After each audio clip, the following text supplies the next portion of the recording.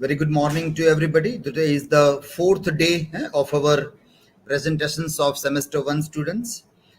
Today we will have presentations on the literature of the Victorians. In this morning session, we will have these students making the presentations. Let me share a screen to view the list of the students. The sequence also will be similar, and Upasna will be first to make presentation on role of the women in hard times. Trushali on education and industrialism in hard times. Rinkal will make presentation on improvement of education system with the reference to hard times.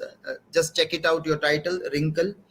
uh, Riddhi Rathod study on Victorian age. Okay, let us see what is your topic about. What study you are trying to make on in Victorian age that you can still specify.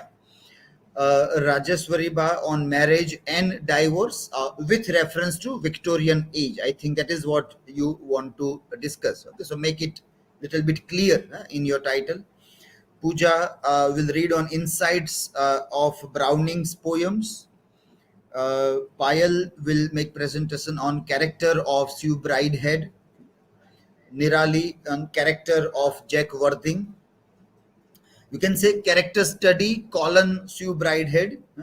Character study uh, or critical analysis of the character. That way you can say instead of character of this. Okay?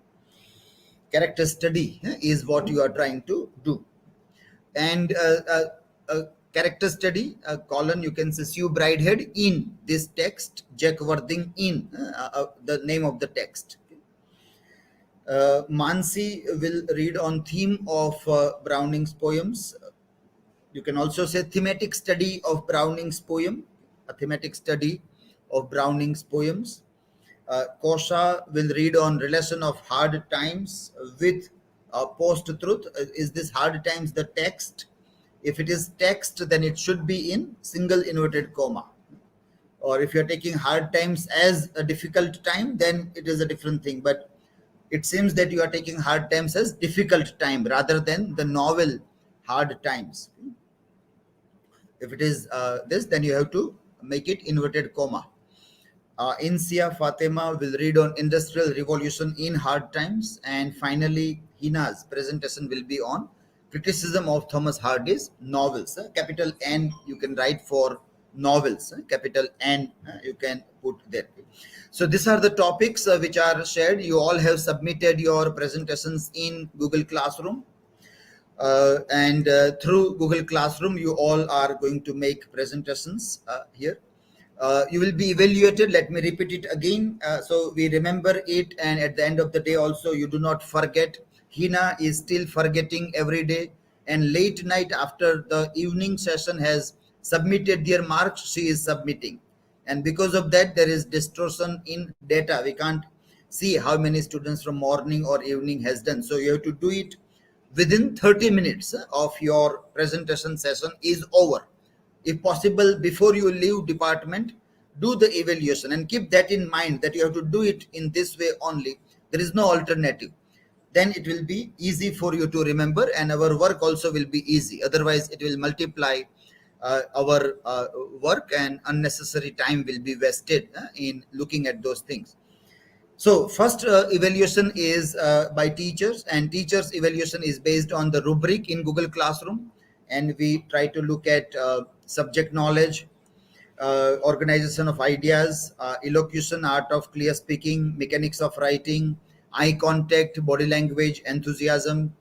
And then last two parameters are about research based writing. How well are you using the quality sources to make your presentations and to prove your argument, and then how those quality sources are cited as per MLA citation. So on this parameters, teachers is evaluating, and you might have studied the rubric in last 3 days, and you might be well aware about how this evaluation is being made. And if you want to get full score, what kind of changes you need to make in your presentation, that also you might be aware about. We have the peer and self evaluation. And for that we have prepared a guideline also which can help you. A sample form also is put on this blog to help you how to give marks, which also you might have studied. uh, you have to give randomly marks out of 5 on Likert scale in this Google form. uh, in this form you have to give the marks to your fellow classmates, and a self evaluation also you have to do. So peer and self, the another two forms of evaluations are being made here. To make or to keep system very transparent, we have made the system that you can watch every day how you are evaluated by your classmates. So you can see the summary of the evaluation. This is the summary of last 3 days of the things there. In last three presentations, how you are evaluated, that also you can have a look at on this particular graph also. So that also you might be following, and you might be checking it how the responses are given, and you might be looking at the thing that what things you need to improve so that your classmates can give you better score. That is all up to you whether you are taking it in that way to improve your performance or not. Okay? So but it is transparent system where you all can see how you are evaluated every day. You can have a look on this also. You can also keep on taking screenshots of all these things for your digital portfolio, or for your digital posts, digital story on social media, or for your detailed blog writing. We are doing live streaming of all these sessions, which is helping us in auto recording for future references. And the future students can watch all these videos, and they can learn also. By that way, we keep on improving the quality of presentations. Those who are watching, even from your class, those who have watched the presentations of the previous batches, your presentations is of better quality than theirs in semester one. So in that way, we are seeing that many of your presentations are of really good quality, keeping in mind that you are still in semester one only. But that is how it helps in observing how things have gone in past. These are the advantages of digitally documenting the things also. On point number 14, we have a link for the ongoing season. On this point number 14, we have the presentations of the students. Today is 18th, tomorrow is the last day of this first season of presentations of this batch 2020 to 24. And these are the presentations of the first day. On the first day,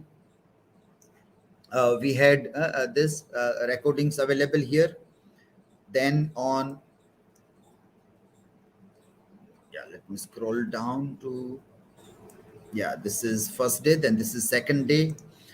On second day, we had faced the failure of internet, and so we have to move on to plan B, and we have video recorded all the sessions, and all the video, individual video recordings in classroom in offline mode are uploaded on YouTube, and then they are linked here also. So you can have a look at that video also on this particular platform. So that was second day when we had faced internet problem, and we have to move towards the plan B of this. Then this is on 17th we had presentations on romantic literature, and today we are having on Victorian literature. The live streaming here is already going here, and in the evening we will have another live streaming after 2 hours of time. At 2 o'clock we will have the another one. Okay? So this is how it is. Live streaming is going on this platforms, and let us start with the first presentation of today. So yes, Upasna, you can come and start sharing the screen. Yes.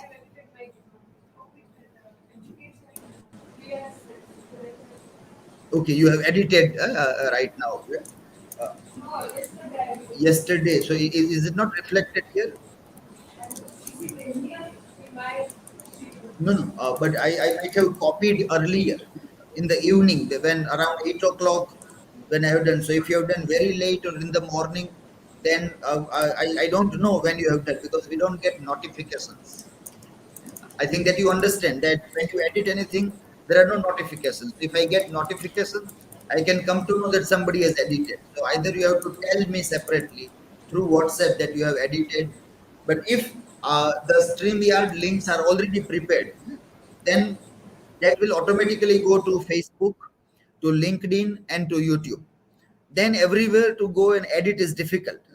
I think once you will do StreamYard setting, you will realize that how difficult all these tasks are.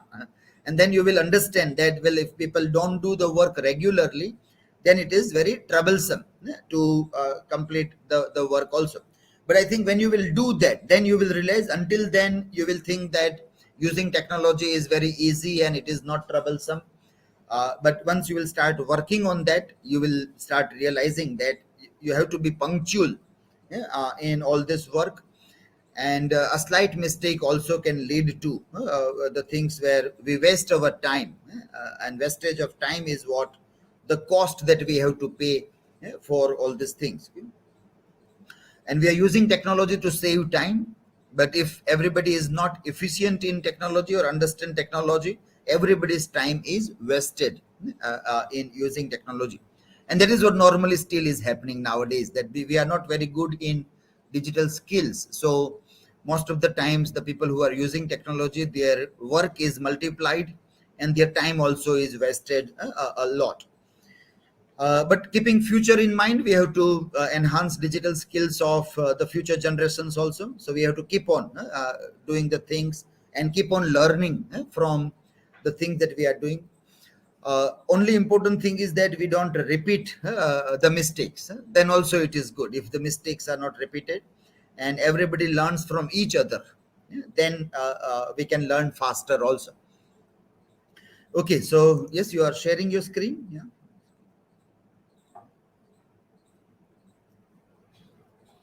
You have logged out from StreamYard in that system. Yeah? You have to again log in in StreamYard. This is what we say, that technical skillings, which is very much necessary, so that we realize the problems and then we can do troubleshooting.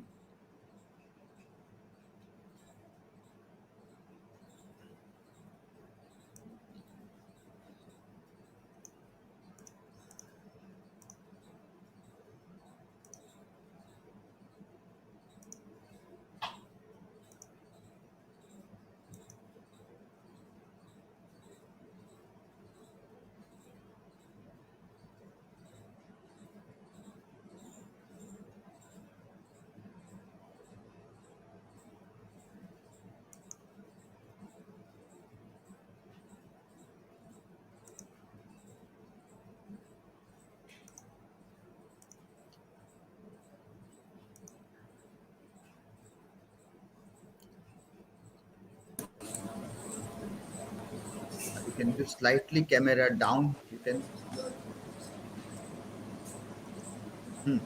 slightly up. Okay, okay.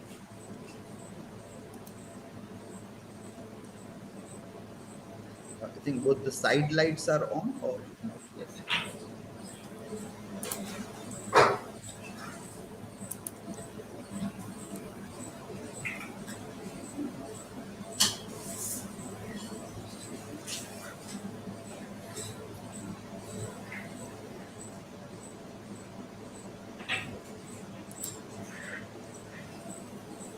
Visible?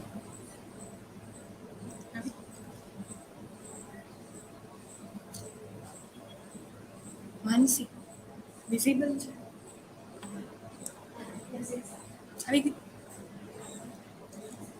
Not yet. The screen sharing is not coming yet. You have to share the screen.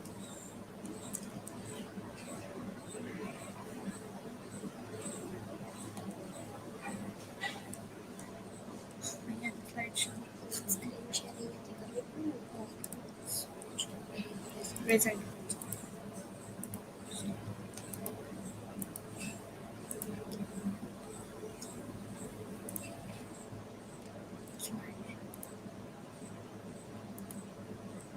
Thank you.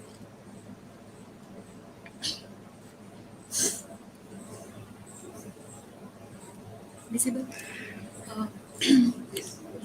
Uh, Good morning, all of you. My name is Upasna Goswami. Today, I will going to present role of the woman in hard time. This is my personal information. This character chart in a hard time. Introduction. Charles Dickens' novel Hard Time seems to embody the link of cultural theory with the carnival and with the Marxist argument of how societies, class, and culture are colonized, decolonized, centered, and decentered, subverted, and liberated, and pushed to the prepare for the same cultural materialistic. Yeah, resile historical, ideological, and political reasons. The novel is actually saying that we human beings exist and living in social groups, and that all of our behavior, experience, and response to daily activity are related to our society and culture. When we understand the intellectuals of our action within society, we begin to understand ourself, our belief, value, philosophy, religions, and our entire existence in a certain culture.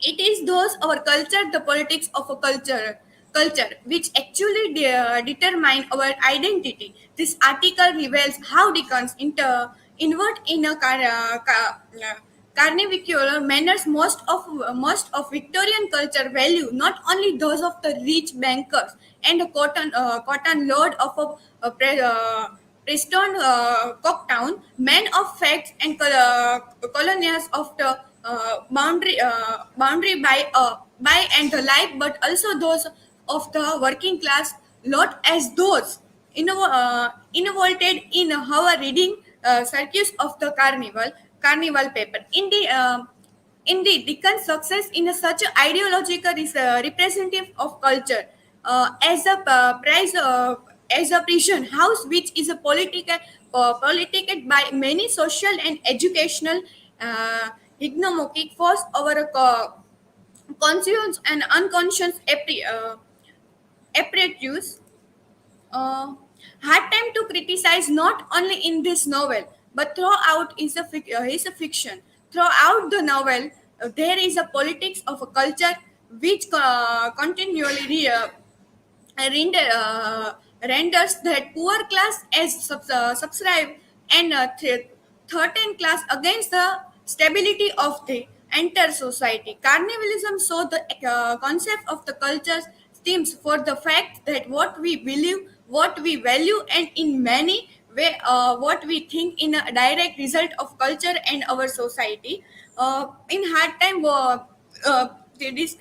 say that what we think and what we think in our mind and directly you present in your our society and cultural and society. Gender and paradox in hard times. Hard times provide two portrait of idealism denies a woman. Cecily Jukes and Rachel both character exhibit standard Victorian feminine virtue, extraordinary devotion, remarkable love based power of introduction. The man's own worthiness in the formal in a largely irrel- irrelevant, especially if he is a father of a brother. These contribution reveal themselves whenever gender issue arise. For example, Tom's attitudes about his sister, female duty toward him. You are a girl. To a girl comes out of it better than a boy does.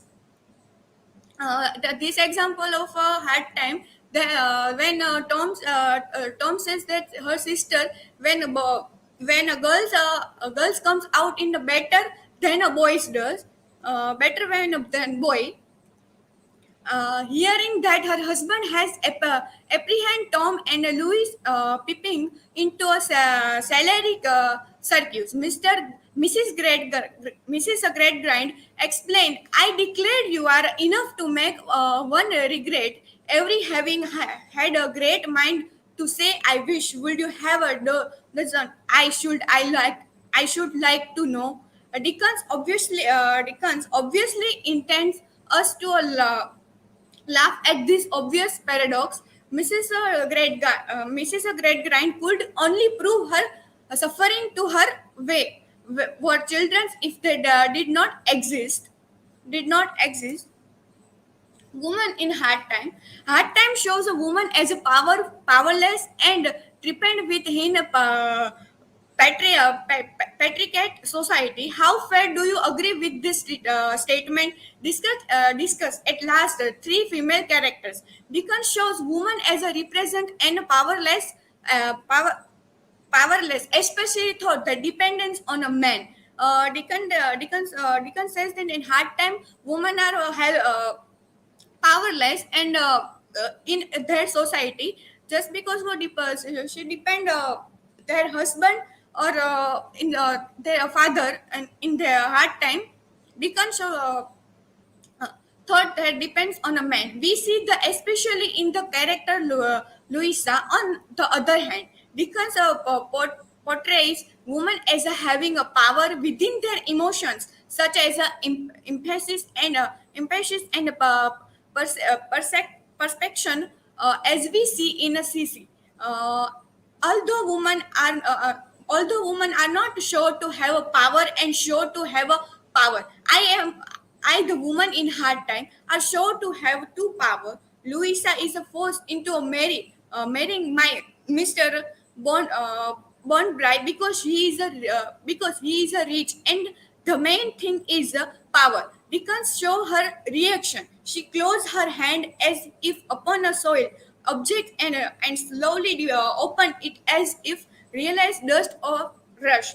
The use of dust or ash compares to her life, as they are both seems as a worthless. Realism compares her being real, relates to a boundaries, because she has no say is what she want to do.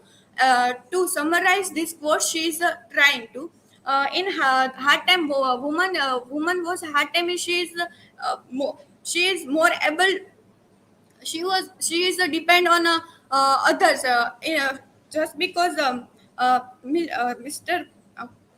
Louisa married Mr. Bondry just because he was a rich. Where there was a rich. Then Louisa get married him. She is not able to. In hard time, women are not able to the reputation herself in capable to her financially. She depend on her husband and his husband and father in a hard time. uh, this is my cited works.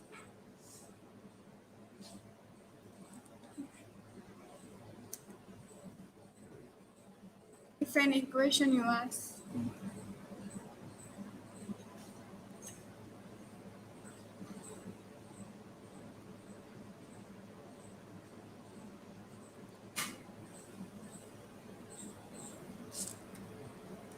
Upasna, according to you, women's condition is good in contemporary time in compared to Victorian age.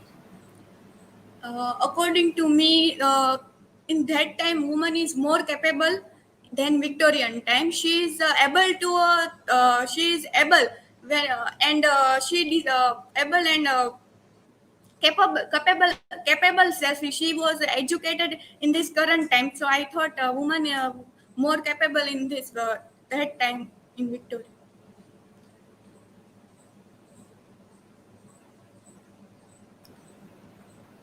Upasna, my question is that why do half times refers women as powerless? What is your opinion? Just because in my opinion, just because Louisa get married her husband just because he was a rich. In that so I that read she was he was a rich, then Louisa get married him. so that she was not able, she was see that reputation is his husband, and she was not capable and reputed in that time. So she think that my husband is more rich than I get married, so that so at that time.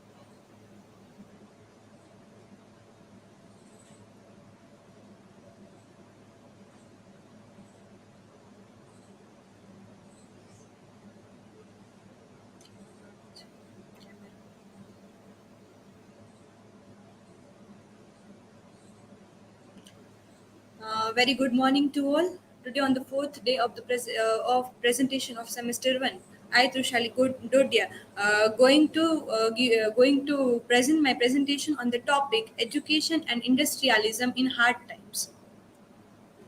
These are my personal informations, and in this presentation, I am going to talk on the topics education, contrast, industrialism, play adaptation of hard times, comparison with cinema. So let's begin with the introduction of the novel Hard Times, which is written by Charles Dickens in 1854. Its original title is Hard Time for This Times. It is a representation of English society and satirizes the social and economic condition of the Victorian era. So Victorian era is the point where industrialism get its way. So in this novel, Hardy puts that situation in his novel. It moves around education and industrialism by the character Mr. Gradgrind, Mr. Bounderby, Miss Cecilia Judd, Miss Louisa, and Stephen Blackpool. These are the important characters which helps to develop the plot of the novel. Uh, so, what is the main importance, main idea of education in this novel? The novel starts with a classroom, school classroom, where Mr. Gradgrind tells Mr. McChalkam child to teach students only facts, nothing but facts. So the very first lines are told by Mr. Gradgrind to Mr. Chockam is that now what I want is facts. Teach these boys and girls nothing but facts. Facts alone are wanted in life. Plant nothing else and root out everything else. You can only form the minds of reasoning animals upon facts. Nothing else will ever be of any service to them. So he is giving importance to facts rather than imagination or fancy. And he constantly emphasizing these ideas to the society, to his fellow Mr. Chokamchand, and to the students. And that's the same idea he is applying to his children also.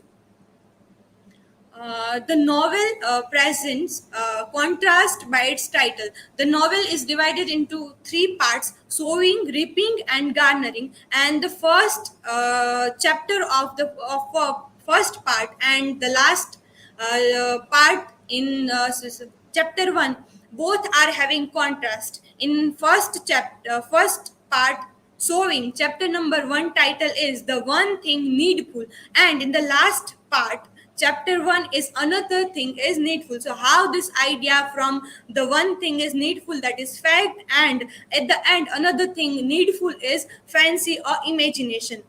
So in the second chapter, the first part is titled as murdering the innocent. So it moves to facts to murdering the innocents, how this only facts can harm children. Where in this scene, Mr. Gradgrind asks Miss Cecilia Jupe to define the horse, as she is her father is working in a circus with horse, take care of horse, but she fails to give explanation of horses, and another student gave it properly, but it is that she knows better than him. He just have only explanation, not he has not information so closely as Cecilia Jupe has.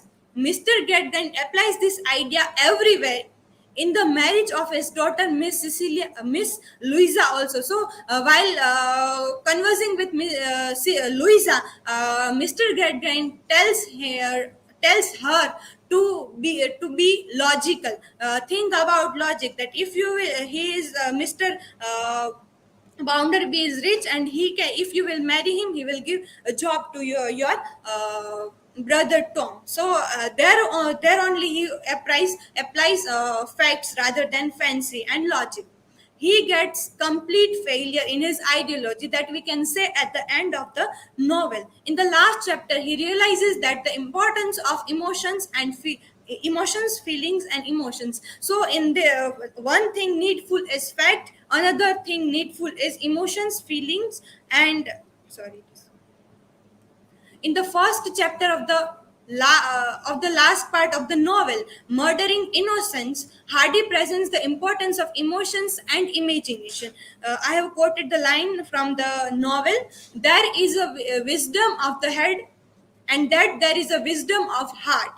I have not supported so, but as I have said, I mistrust myself now. I have supposed the head to be all sufficient. It may not be all sufficient. How can I venture this morning to say it is?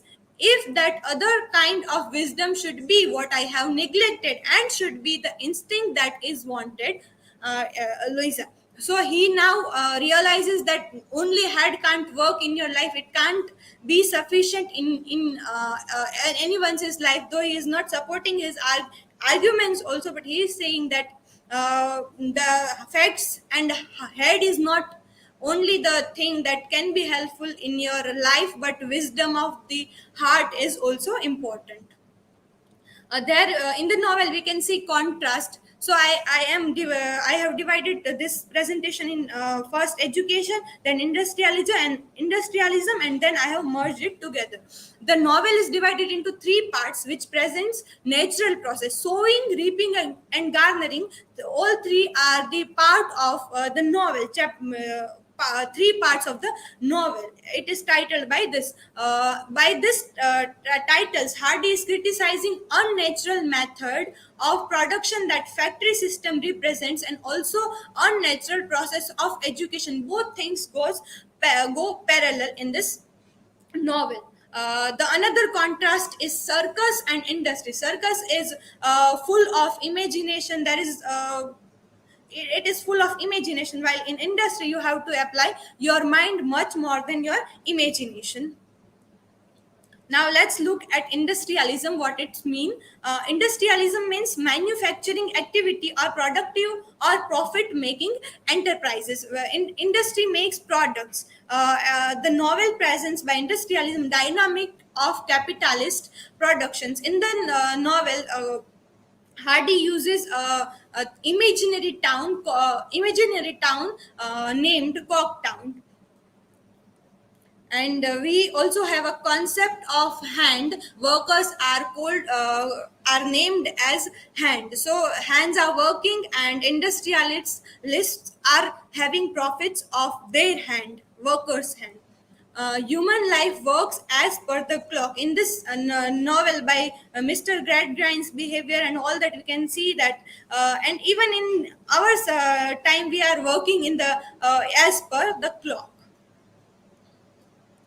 In hard times and structure of industrialism, the novel as factory, Patricia Johnson argues that Koch suggests both fuel that stokes the furnaces and the waste product that is left after the process had been completed. So it Koch means with a waste product. He states what Charles Dickens has answered to the question of what is the true nature of the fuel that is consumed. So Dickens gives replies of this answer that both fuel and waste product of the factory system is a human life. In human life, we are having the same concept, and as per Dickens's uh, as per Dickens, a society is a factory, and in this novel, he presented Louisa is a fuel for the system of marriage and reproduction. Uh, Now let's connect it with play adaptation of the novel, which is a musical play adaptation. It goes with five. It follows five songs, which are which are very connected with the novel, and it presents a clear, crystal clear like idea of the novel. Though it is adapted in play, it is a very good adaptation of the novel. I have quoted three songs, and from there I have quoted some lines. So, emotions, imagination या compassion से कभी किसी का पेट भरता है क्या? That means only Mr. Gradgrinds in the initial stage says that only facts can give you employment, wages, emotions, imagination can't give you anything. So the same line presence in the is presented in the play, and the second one is boye pel babu बोए पेड़ बबुल का सोचो उसमें आम कहाँ से आया सोचो उसमें आम कहाँ से आया This lines are connected with this sowing, reaping and garnering. In the initial part, Mr.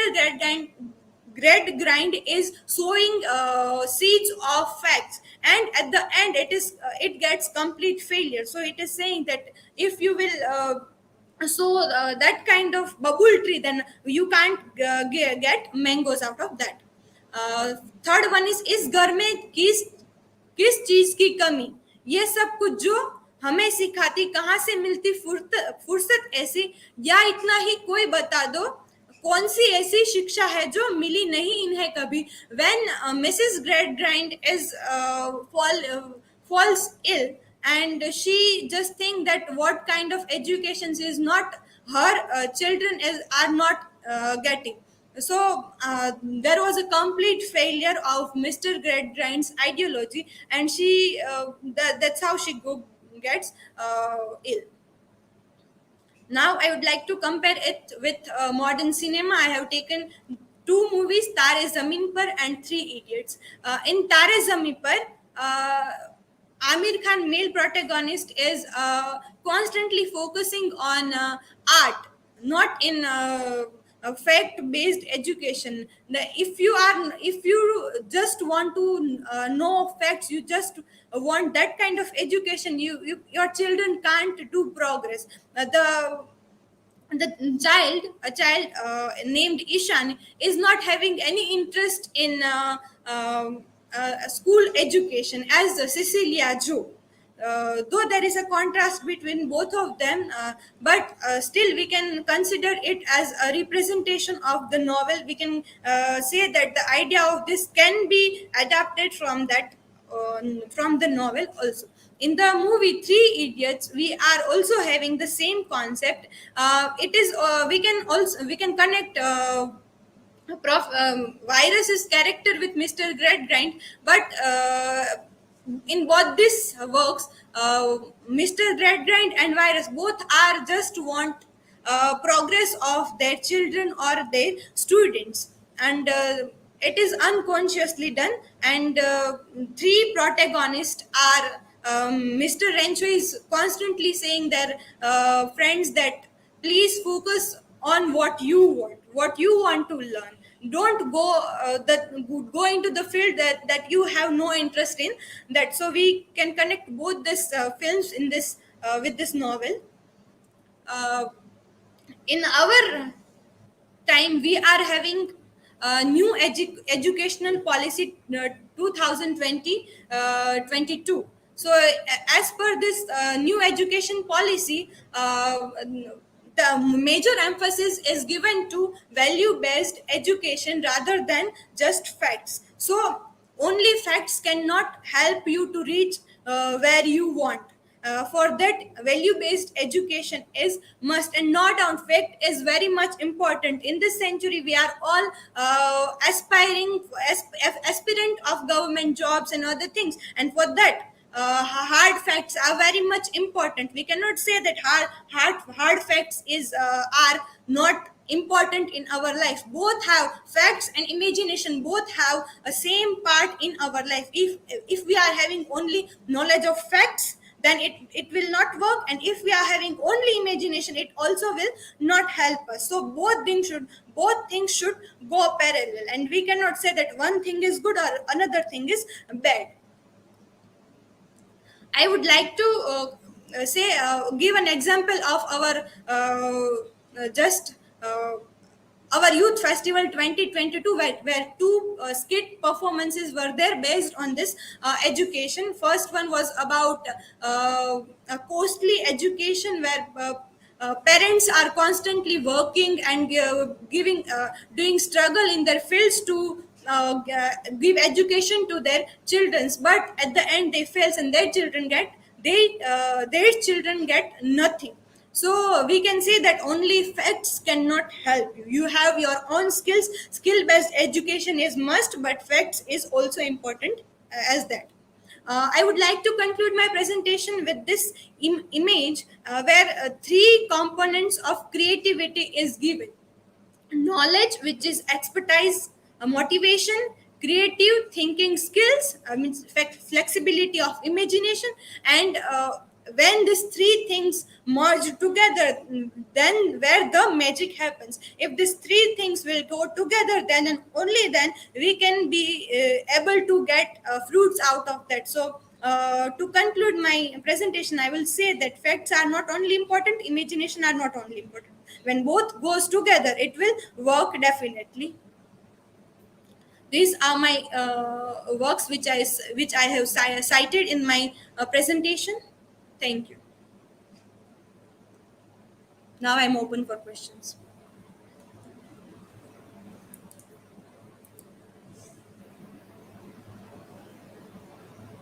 Trushali. My question is how industrialism and education can cooperatively.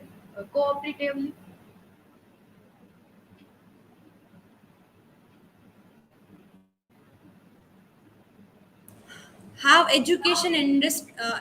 how industrialism and education can go cooperatively. See, in that time also, in Victorian era, industrialism get its way, and education was there also. And even in this century, education and industrialism goes together. We are why we are learning, why we are here to study. We just want to go somewhere to earn money, right? So industrialism is as important as anything, and education is the thing which brings us something what we want in our life.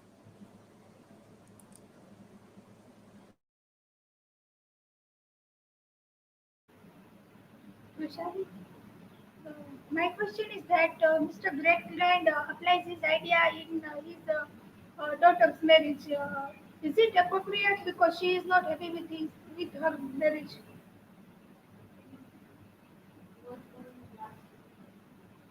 My question is, Mr. Great Grand applies his facts idea in his daughter's marriage. Is it appropriate? Hina, when we considered appropriateness or inappropriateness, if Mr. Great Grand wants her daughter to be married and to be happy, right? So his idea is not wrong, but his way of doing is wrong.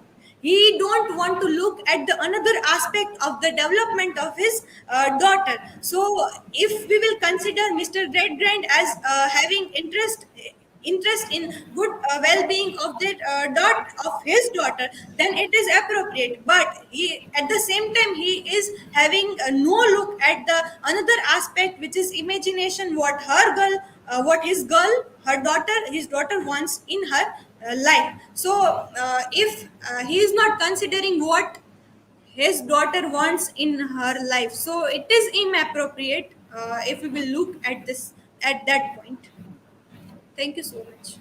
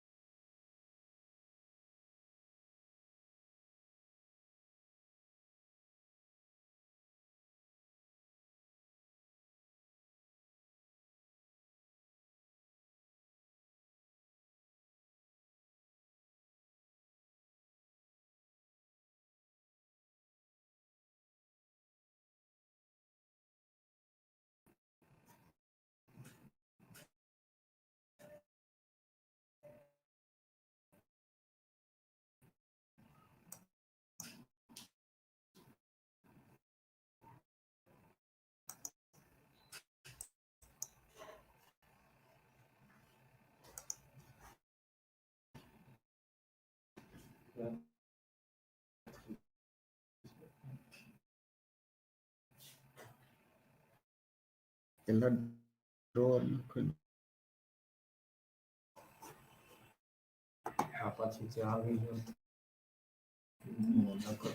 Stationery का बाट तो खुल जैसे and खुल join try करो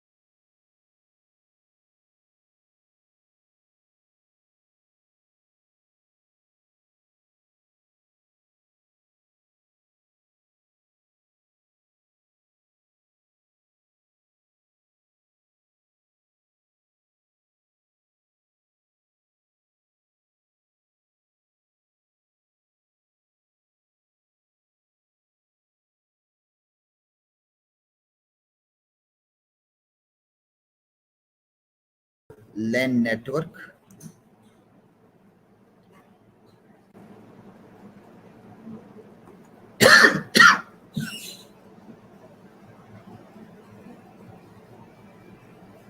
Okay, so we have joined back. We had this electricity failure,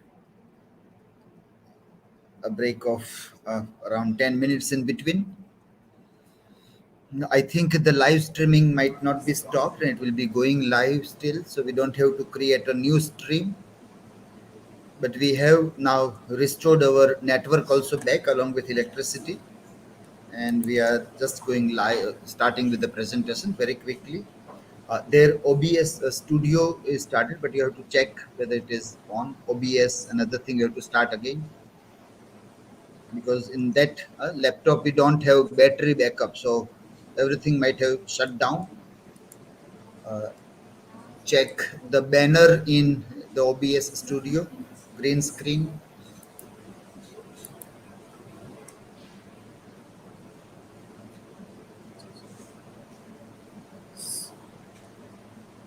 Is it Yes, visible, all sir? others got connected. Okay. What it is not visible. Sir, is it visible? Yes. I have Uh, checked. It is there. no, no. Still, OBS studio is coming, so you have to start OBS studio camera in OBS. Yes, sir. I have done. Started in OBS camera. Yes. You have to start OBS camera in OBS studio. Yeah, yeah. Mm.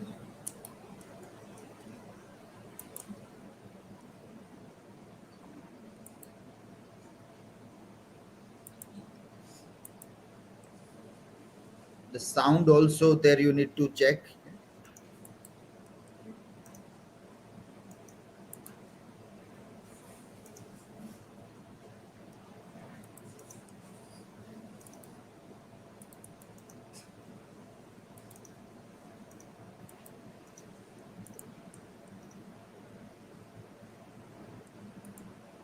Hello.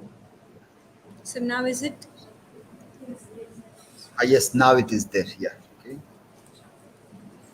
Okay, now you are visible. Okay.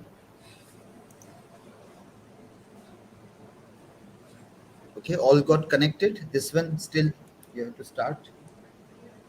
That also you start that camera also. Viewer also you have to start.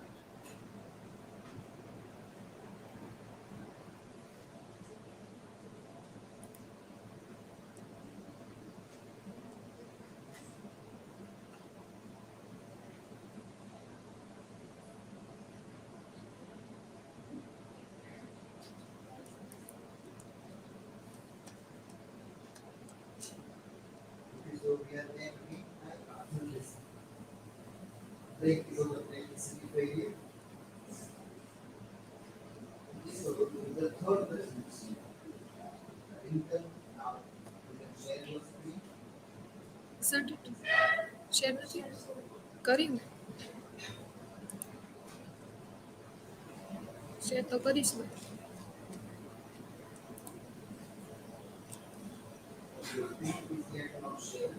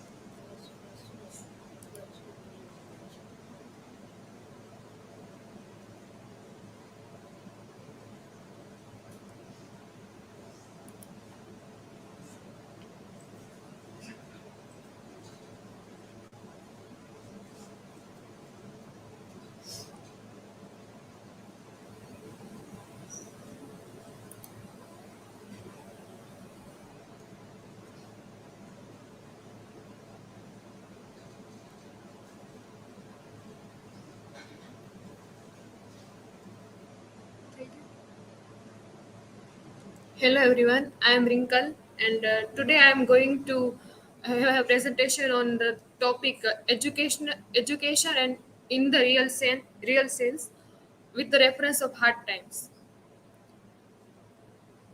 Charles Dickens. Charles Dickens was an English writer and social critic. He created some of the words based on fictional characters, and some of the great.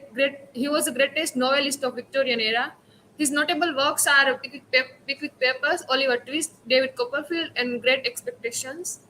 Hard Times. Hard Time is a novel by Charles Dickens. A novel was published in the periodical named Household Words.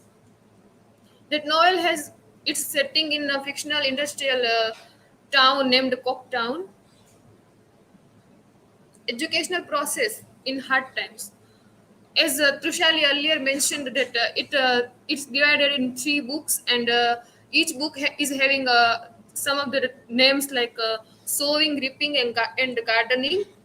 In the first very beginning of the novel, there is one dialogue that Mr. Great Guy is speaking that now I want is only facts. These girls and boys nothing but facts. Plant only facts and root out everything. That there is a agriculture's metaphor that to plant or to root out. That to sow only facts. That is reaping and gardening. That the concept of reaping, that whatever you are doing, you will have a result of it. And the another third one is also important, that garnering, that there is one novel by Dhruv Bhatt, Timir Panthi. There is one dialogue that var lagi sametwama. It means the third one is very much important, that whenever anything we are doing in the field of education, especially as we are doing work in technology or with research and any kind of the field, that we have to we have to collect all the things in the at the end, and that is very much difficult. Many of the educationalists or many other professors or teachers, or many of them are getting failure here. Nai talim education. Nai talim or basic education is a principle which states the knowledge and work are not separate. Mahatma Gandhi promoted an educational curriculum with the same name based on this. That Nai Talim is firstly Mahatma Gandhi was believing in it. Educationalist named Nana Bhai Bhatt had implied this base of Nai Talim with his education system. That he was also chancellor at Gujarat University, Gujarat Vidyapith, and implied that the kind of Nai Talim is one principle of education, and that is very much important. That it is helping students to developing many skills at the same time. That to do any kind of work, there is one image I have put it: computer, pen, and a broom, and there is one sickle also. That all are together in at a one tree's branches. That means everyone, the student who is doing work, that it is not possible that everyone will get a very much good job and a secured job. That they all have to be prepared, or they all have to be skilled in many other fields also. Education is not the learning of facts, but the training of the mind to think. As Albert Einstein said, emotion, imagination, and composition cannot feed a person. That one dialogue from the musical adaptation of Hard Times, that what imagination or emotion can do. But whenever Gijubhai Badekar, that he also was working in the field of education. He had written some of the stories and was a great storyteller also.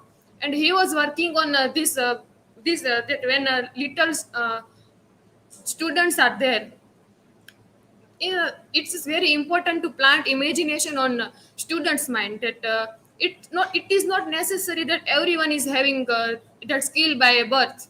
Everyone, imagination is the skill which have to be improved, and by some of the stories and all that kind of thing, it can be developed.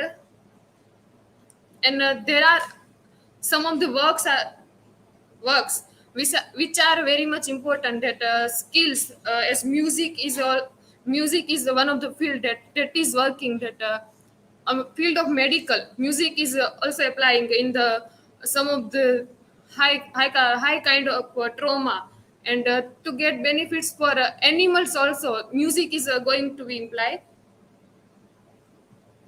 Impact of education on life, that which kind of education students are getting, their life will have impact on their life. That education is implying much in everyone's life. That as we saw Louisa was one of the character of Hard Times, and she also felt that education, how education was implied in her life, and how Cecilia Jupe, he was educated. The as same she was also. There is one dialogue by Louisa that while it ends, let me do the little I am fit for.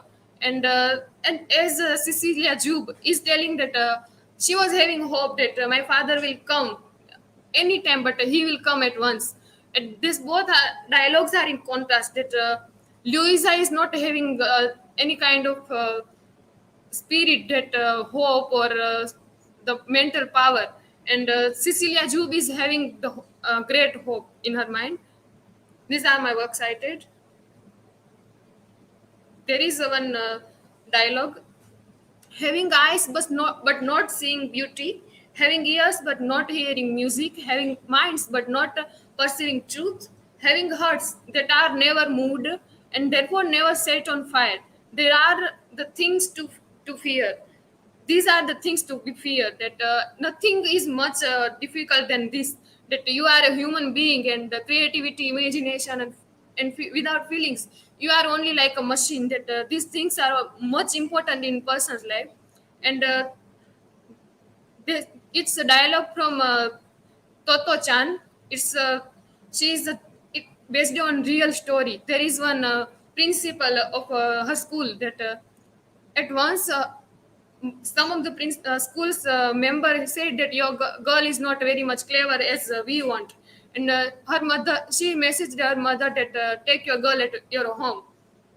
And she gets that kind of school where education with skill is given to them. And that was called, that is the girl's name. That she was herself written her story, that her how she find a very good school at last. Thank you. If you are having any questions, then ask me.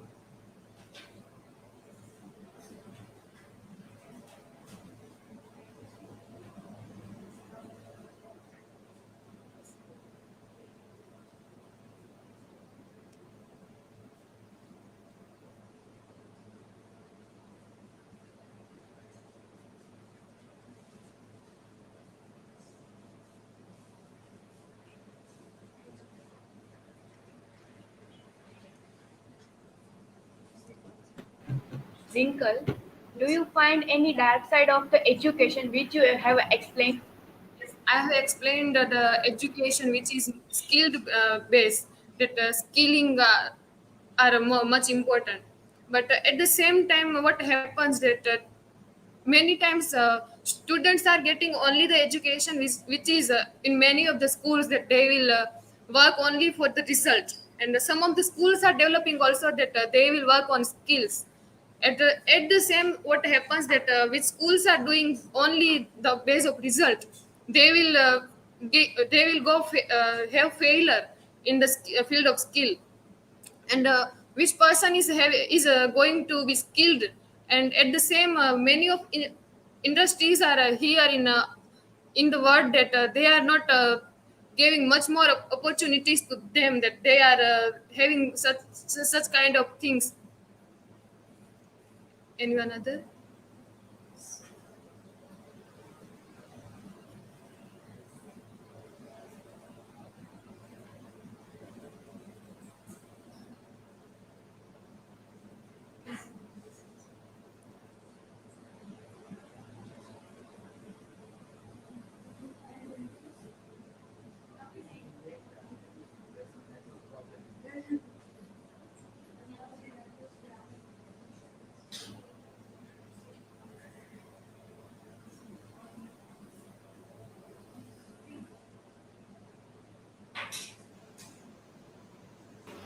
Okay, Rinkal, as you have mentioned in your presentation about Sissy Juve and Mr. Weirdman, right? So can you see both the characters are having minus points in each? Cecilia and Great And Grant. yeah, both are having minus points. Do you consider it? Yes, as we all know about Great Grant, that he's much more conscious about facts only, and that is itself problematic. That his own child are getting result of in a very bad manner by its own. And Cecilia Jube, what happens that as a student or as a member of society, a character like Cecilia Jube will find much disaster that if they are having and only fancy and imagination, they will get failure at us at the same time, which is working on facts. That some of the great facts of science or industrialism, they will get failure at that. That what happens, the combination of skill and facts is it more important. Without it, it will create only disaster. Thank you.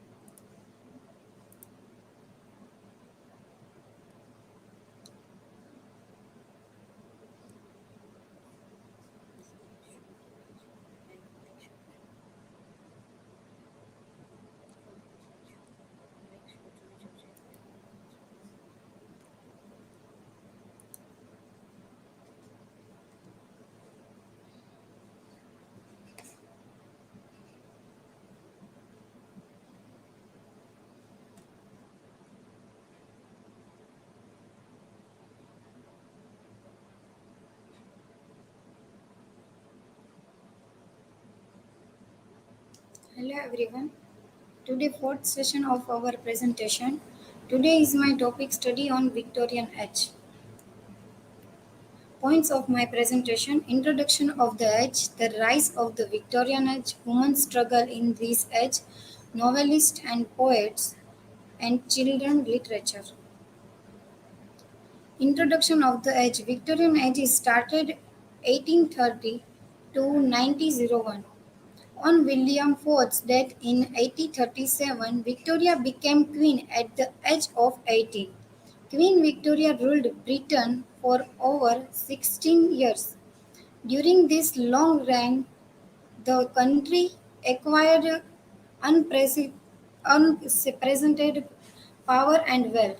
Britain's reach extended across the globe because of its empire, political stability, and revolutionary developments in transport and communication. Many of the intellectual and cultural achievements of this period are still with us today. The rise of Victorian age. In Romantic age, most of written authors poetry, but in Victorian age, written most of novels. First novels of Charles Dickens, The Pickwick Papers, and the second William Makepeace Thackeray. His first novel is a Vanity Fair. Women struggle in this age. In this era, these three Brandt sisters have not much written, but each novel of the three has become very popular. Anne Brown's novel, The Tenant of Wild Hall, was shocking and known as first feminist novel. In this age, used to write women's novel, but she could not publish any novel in her own name. The only problem was that women were not given the opportunity to write a novel. At that time, the Victorian Age Reform Act came, in which there was lot of development in just like voting, industrialism, camera, radio, all kind of developments. But women were oppressed. This age was much less important than the Puritan age. At that time, women protected by their family, limited study and limited job opportunities. Mary Annan was published her novel at this time under the name of the George Eliot because women are not much opportunity rather than men's. George Eliot's famous novels are Middlemarch, Sales Marner Illustrated, The Mill on the Floss. Most famous novelists are in this age Elizabeth Gaskell, Thomas Hardy, Anthony Trollope, George Meredith, and H. G. Wells. And poets are Alfred Lord Tennyson, Robert Browning, Elizabeth Barrett Browning, and Matthew Arnold. In this time, D.J. Rossetti, Rudyard Kipling, uh, Gerard Manley Hopkins, Alfred Austen, Robert Bringe, all of these well written in this age. Oscar Wilde, most famous for his drama Importance of Being Earnest. Children literature. At, at that time, industrialism was going on, so the literature that was written about children's working in the industry is called children's literature. Children literature is written by Charles Dickens, Rudyard Kipling are including in this literature. Conclusion. The important thing is not what they think of me, but what I think of them is written by Queen Victoria. Here my work is cited. Thank you.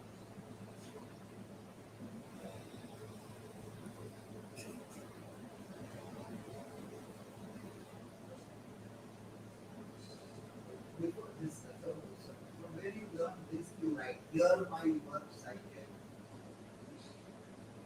It's inherently from this.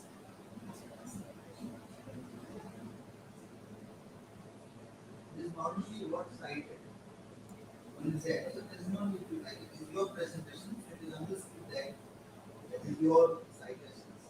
In case you have seen somewhere, then that is not the right format to follow.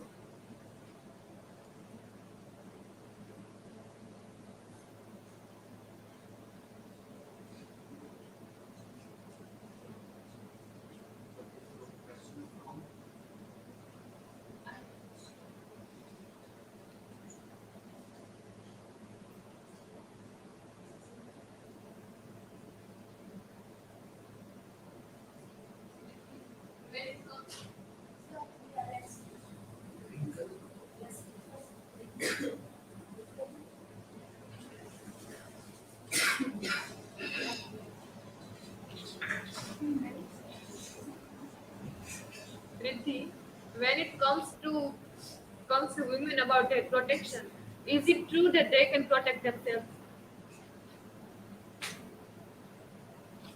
Yes. Uh, in the Victorian time, women wants to return about this age, but they have no opportunity to they have no opportunity to return by their families or social.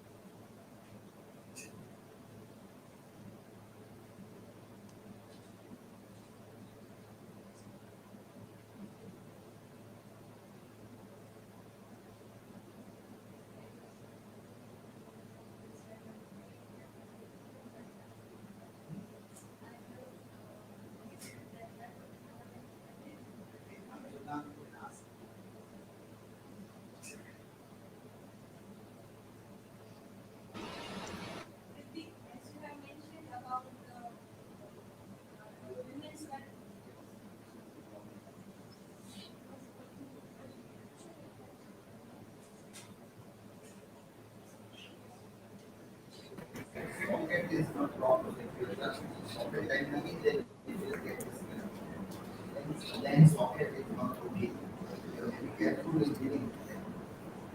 So yesterday when Insiyafatema they were sitting over working, Yes. it is very disconnected. And you have to tell anything except for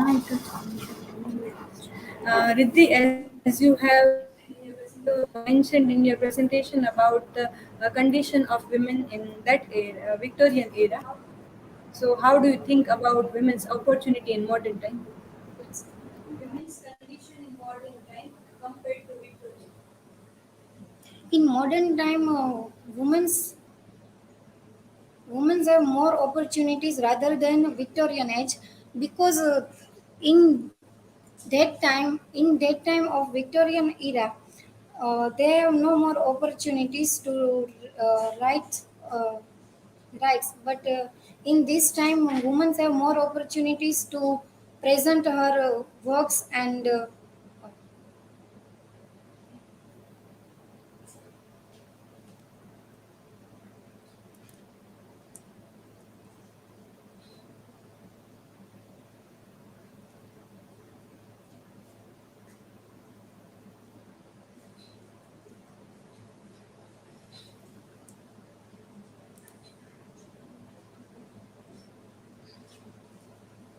when you put your papers, you have to here.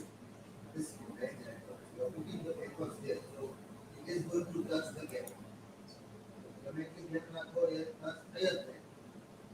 So keep it away a little bit. And if that is touched a little bit, you will get disconnected. Right now this disconnected. So do it and try to connect again properly and see the socket. Everybody start learning these skills to manage the devices. Where to see when the network is on or off. Then also you should get an idea. Kosha.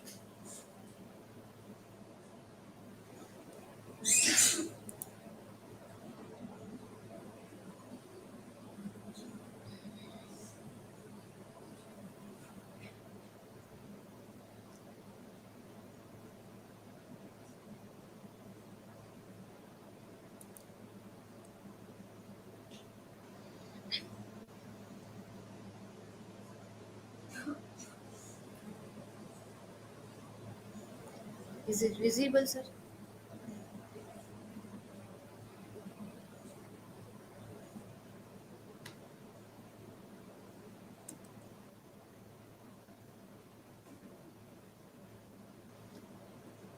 Hello. Hello. Good afternoon to everyone. Today I am presenting on the paper of Victorian era. I am going to present on marriage and divorce. This is my personal information. This is the overview of my presentation. Uh, this three novel is written in a Victorian era, and in my presentation I am connected this three novels concept of marriage, on that time and in our right now in our time. Importance of being earnest. In this novel, author makes it clear that Gwendoline and Cecily love and Jack and Algernon, mainly because they believe the men are both named Ernest. Secondly, through Algerun's comments, Wilde suggests that marriage is the killer of love and romance. And finally, the ending of the play underscores the relationship between love and forgiveness. Here in this novel, the both female protagonist Cecily and Elgerun, they love with the name of Ernest, but no, they are not loving the name. They are loving the name Ernest, but they are not loving the man whom they want to marry, and they are in the love of the man. It is the very problematic concept of love. It's a very immature demand, and we can see it. They both are demanding like they are immature, and in the right now we can see someone who wants to marry. They are very wealthy and rich person. At that time we can say it's very unfair demand in marriage concept. This is the three topics that I'm discussed. Social reputation. The name Ernest is represent he is a very rich person, and we are in right now in right time we can see whom is a very wealthy person and a very good reputation in society. Anyone can get ready to marry him or her and exchange. Here we can see there is our protagonist Jack, and he's a friend, or after that he knows uh, uh, he was his brother Gwendolyn. We can see at that time when Jack's aunt refused to marry her cousin. At that time, Jack refused to marry his friend, uh, and when like they are dealing with each other, if you are allow your cousin, and then I will allow my sister to marry him. And we can see in our current time there is some caste and society. We can see there is a exchange system, like a particular word is used for that, sata. uh, in one family there is one brother and sister, and then another family there is one brother and sister. They are marrying each other's brother and sister. Maybe that's happened, one couple is perfect for each other, but another one is might be not perfect for each other. But according to social system, they are marrying like that. And fake name and fake property. Here the name Ernest is not there. In starting, this name is not right, but after his father's name is Ernest, but it's later on it's happened. But in starting, the name Ernest is a very fake name, and both girls are doing love in the name of Ernest. And we because it's unwrong and unfair demand of another one. And here we can see in some caste, and there are some demands, like if you have home in particular city, if you have so and so property, so and so land, at that time we are marrying our daughter to you. So it is a very, and so that's why what they are doing at that time, some person doing the wrong property, they show wrong property, wrong home, their family, other family members, and show their home, and after the marriage they are returned to their village and other things are happening. But the concept is a very wrong concept. uh, in this uh, in this work, satire on literate woman, when Jack was very newborn baby at that time, her mother Blacknell reading a novel on the Victoria station, railway station, and their bag are exchanged, and she lose her newborn baby child. This is the satire on literate women. That writer wants to tell, if women are literate, then this type of wrong things in happen. And here we can how we can connect with the marriage. Then marriages happen, and after the born of baby, they can baby is only the responsibility of mother, not the father.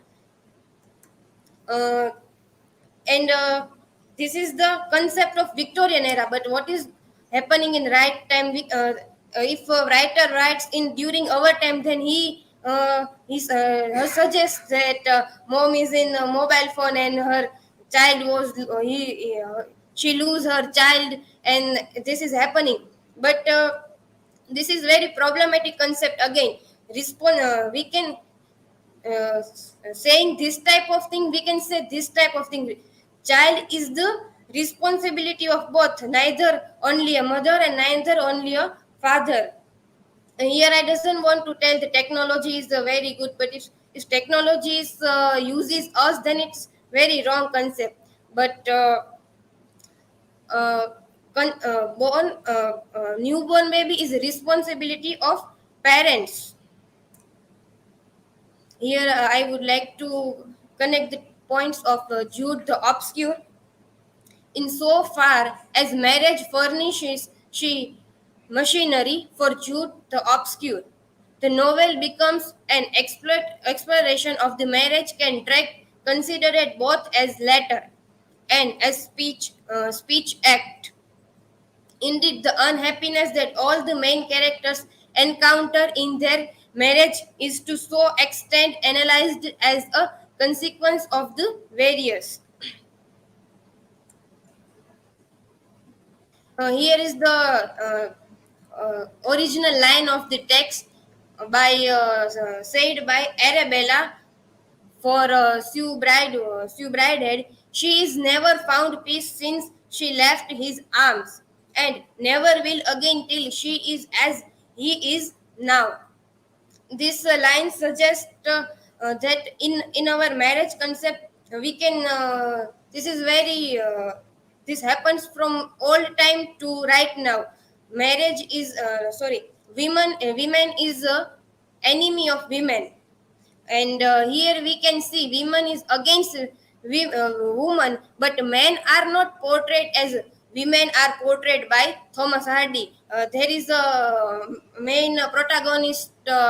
uh, main protagonist Jude, and his teacher Mr. Phillotson, and their Phillotson's wife want to live with Jude. Then at that time he don't have any problem, and he allowed to live with him.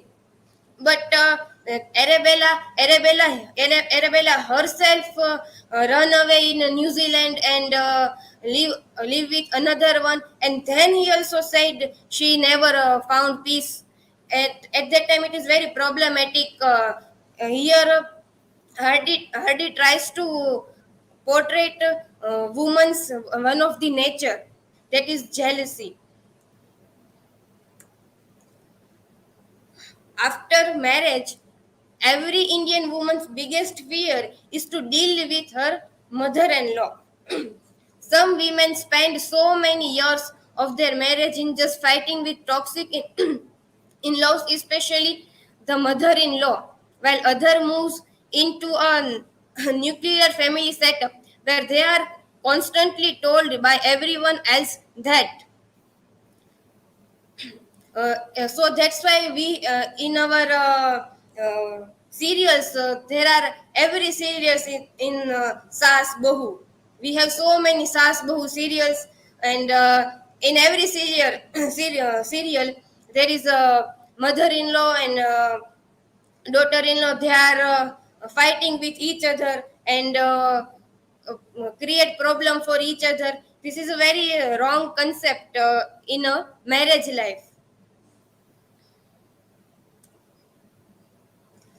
Society don't accept marriage of Jude and Sue Bridehead, and they create difficulties for them. It's also happening in present time. Jew and Jude and Bridehead wants to live with each other, but uh, we can say uh, this type of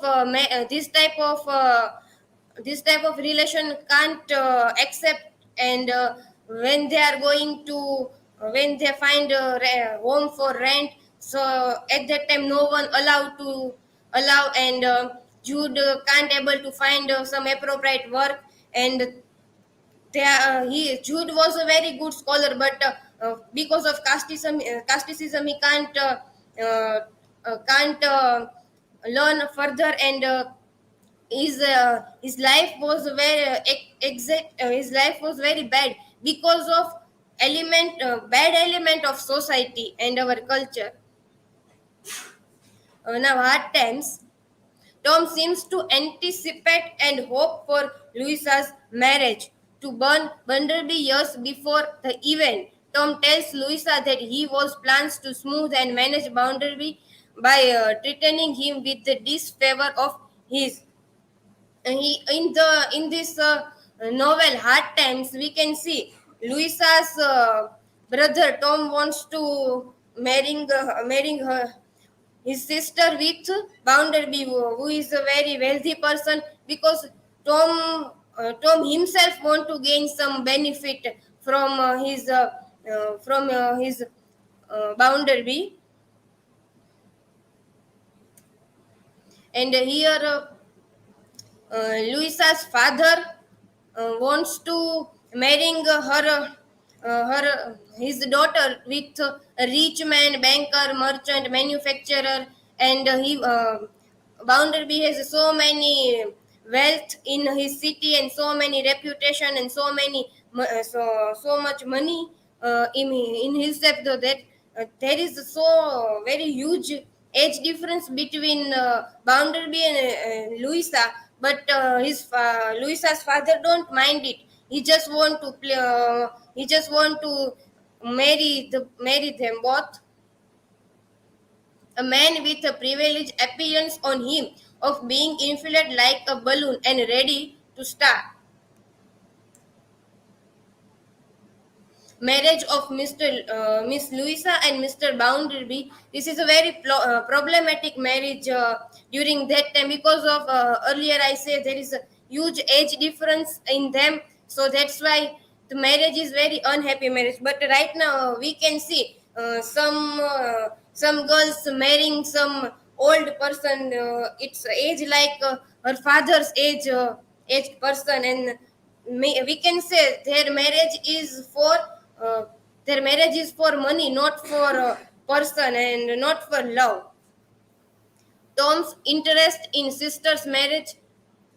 Tom want to marrying her sister, Mr. Boundary, because of his own profit. And in current time, that is happening. Sometimes it happen if another one another one is a very rich. At that time, girls are forced to marrying with someone because of money. Marriage life of Blackpool. uh, in that time, Blackpool has a very bad marriage life, and he comes to Bounderby and tells what should I do, and Bounderby at that time told uh, divorce is not for you, but divorce is for only for the elite class people, and Bounderby is a very at that time very unhappy. But here we can see the upper class marriage is also a bad marriage, and lower class marriage is also a bad marriage. Then here we can't say the marriage is according to class, but marriage is the matter of two person. That is no matter how if they are a very rich person or a very poor person. It's a failure of marriage. It can be happen in any class and anyone's family, and uh, uh, we are discussing also age difference, elite class people, and I am discussing about elite class people. Conclusion: marriage is not a requirement of society, it's a requirement of nature. We all are attach marriage with our society and our culture. That is, if this type of bad marriage is there and this type of bad marriage is there, then it is very problematic. If in our Indian society there is so many orthodoxy and rigidity in our society, we can say if someone is divorcee at that time, again he or she want to marrying with someone, that is very hard to for them. Even someone's engagement is broken at that time, re-engagement is very hard, difficult. So everyone thinks if there is any problem in her.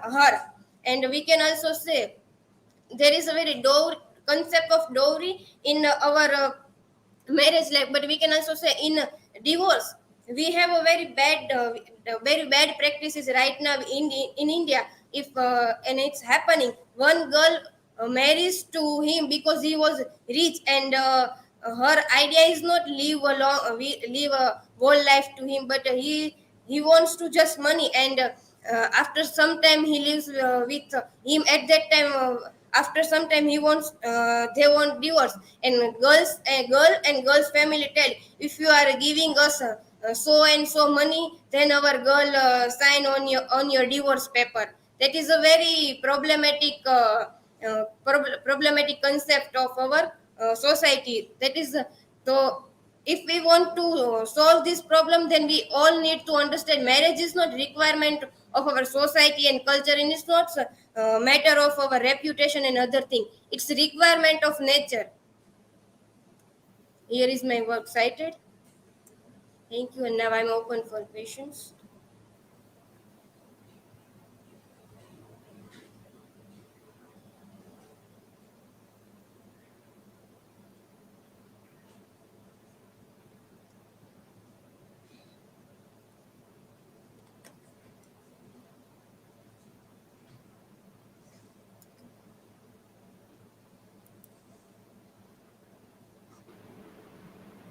Rajeshwari, according to you, identity is important for marriage?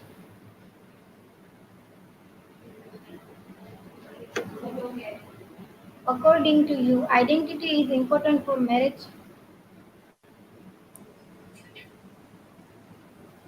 According to me, identity is not as such as important for marriage. If you are if you are a good hearted person, and if you are able to if you are able to uh, if you are able to care and care to someone, and if you are able to caring some person, that it is okay in this identity is not as such as important.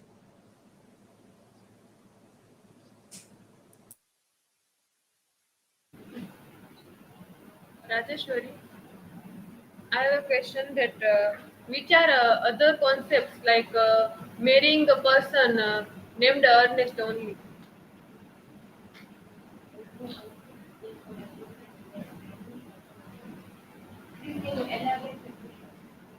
Yes, as in the importance of being earnest, there are two girls who are having in their mind that we will marry a person whose name is Ernest only. How it's happening in other forms, that, not only marriage, in marriage. Yes, another concept. It's happened with if some company's name is very reputed companies are there, some person is very reputed in his or her field. That time someone wants to uh, take their name, and so that's why we have so many fake IDs on our social media, like a hero and heroine's name on there. So it's a concept of the taking a wrong name, and the name of the concept that is wrong. Thank you.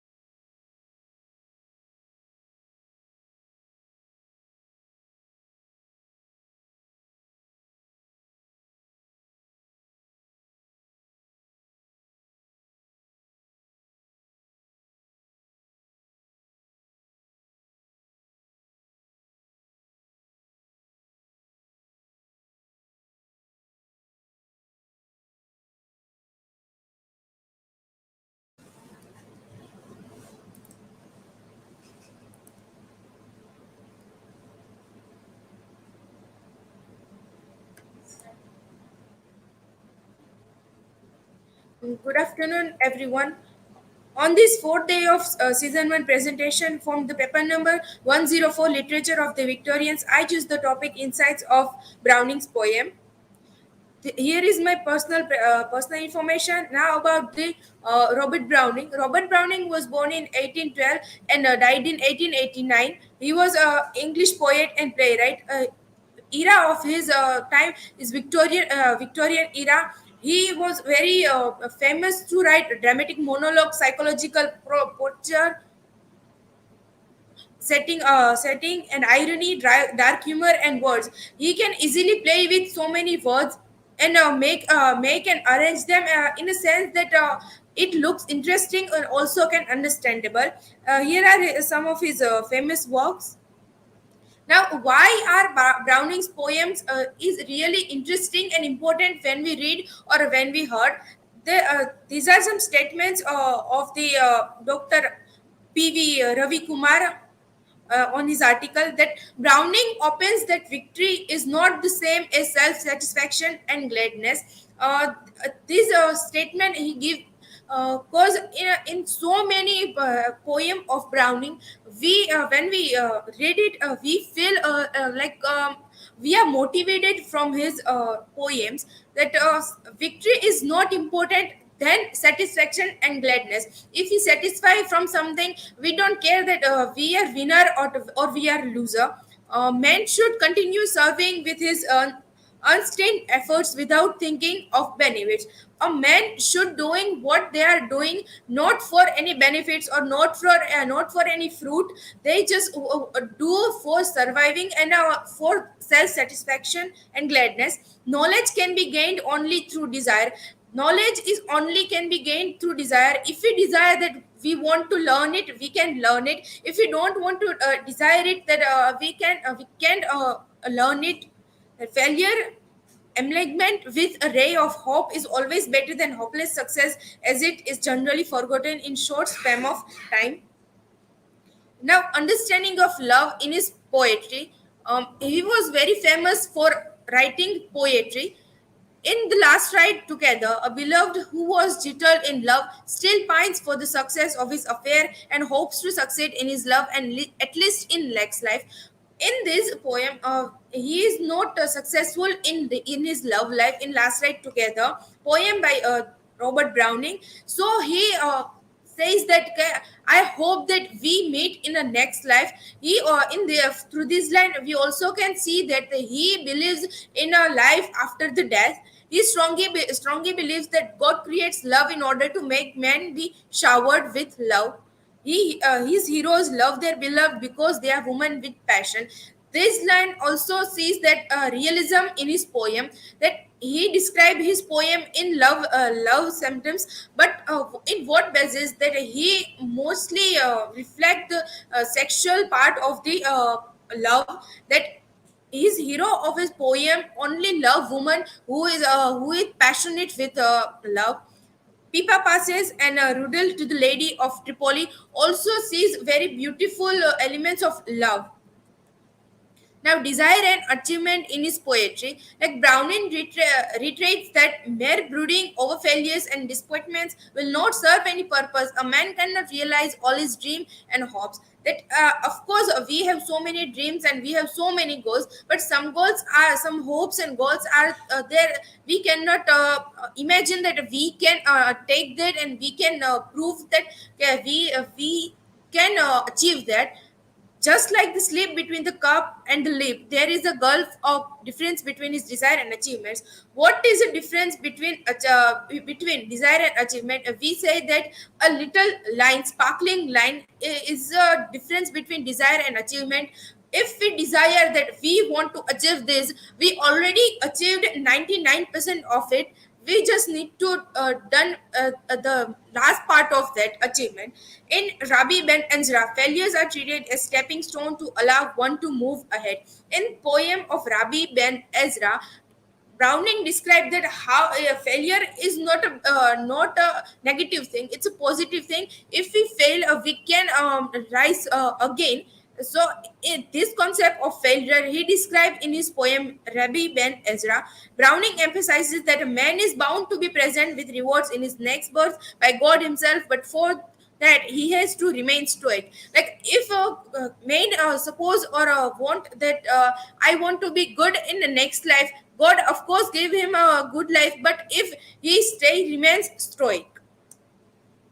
Like magic in his poetry, I use magic in his poetry word because his poems are mostly understandable to after reading this poem of a part of the poem taken by the people of Hamlin, a child's story. It is a part of a short story from Robert Browning's poems, Rats. First line of this word rats. We when we heard this word rat, we sparked that yes, it is a small thing which surrounding in our home. So rats they fought the dogs and killed the cats and beat the babies in the cradle and ate the cheeses out of the vets. When we heard or read this line, uh, we automatically remember the cartoon Tom and Jerry. They also fight with each other because Tom is a cat and Jerry is a mouse. So in this four line, we can relate these things and we can imagine this thing. It is really I use this image. It's just really easy to understand. When I read this full and we automatically spark that yes, what she want to say and what is in this poem. So the structure and words of Browning's poem, it is very easy to understand, and he used the words in manner that it's also look interesting. So now, what G.K. Chesterton think about his poems? Like Browning's love poetry is the finest in the world because it does not talk about raptures and ideas and gates of heaven. It is the truest of all love poetry because it does not speak much about love. Some poets talk about love like it's a heaven or it's a thing that no one can achieve properly. So, but this Cheston say that Browning's love poetry are finest because he don't describe this poem like it's a heaven. When we get love, we are in a heaven, or everything looks beautiful around us. No, he talk about realism that yes, love is love. Love is a emotion of our mind. He trueness of love. What is true in love? He described this thing, and J.K. Cheston also agree with him, and that's why I use this image because I also agree with him that that's a good point. Here is my work citation. Thank you. Now, if anyone had question,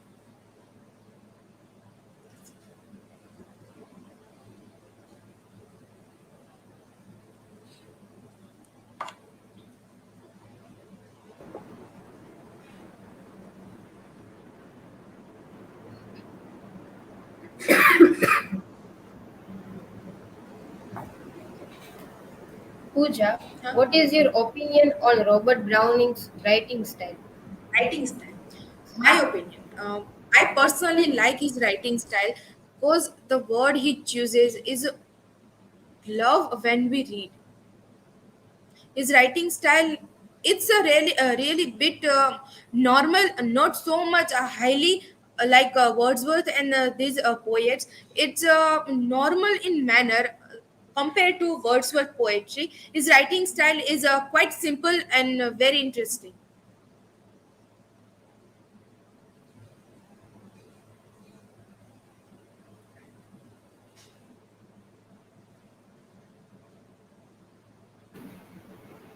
Pooja, what poetic style does Browning use for the poem?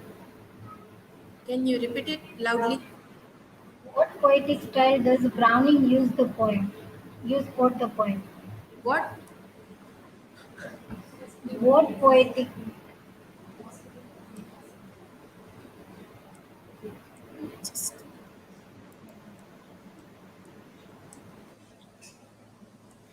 What poetic style does Browning use for the poem?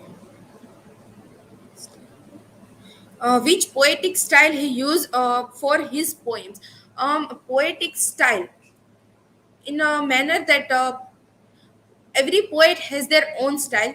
but his poetic style. mm,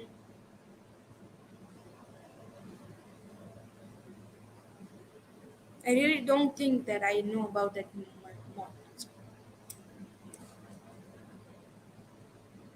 Thank you.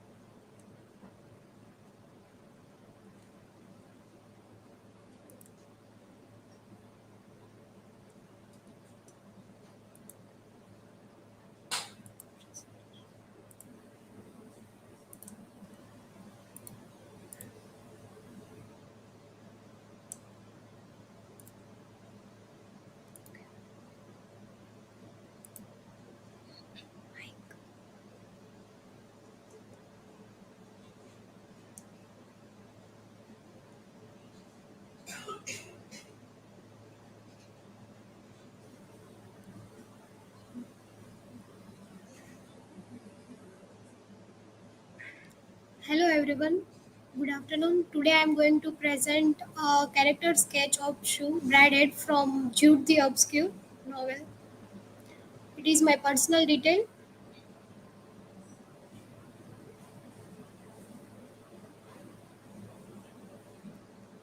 About the writer Thomas Hardy.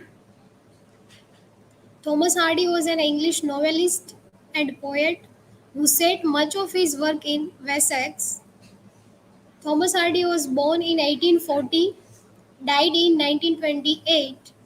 Hardy was the eldest of the four children of Thomas Hardy, a stonemason and jobbing builder.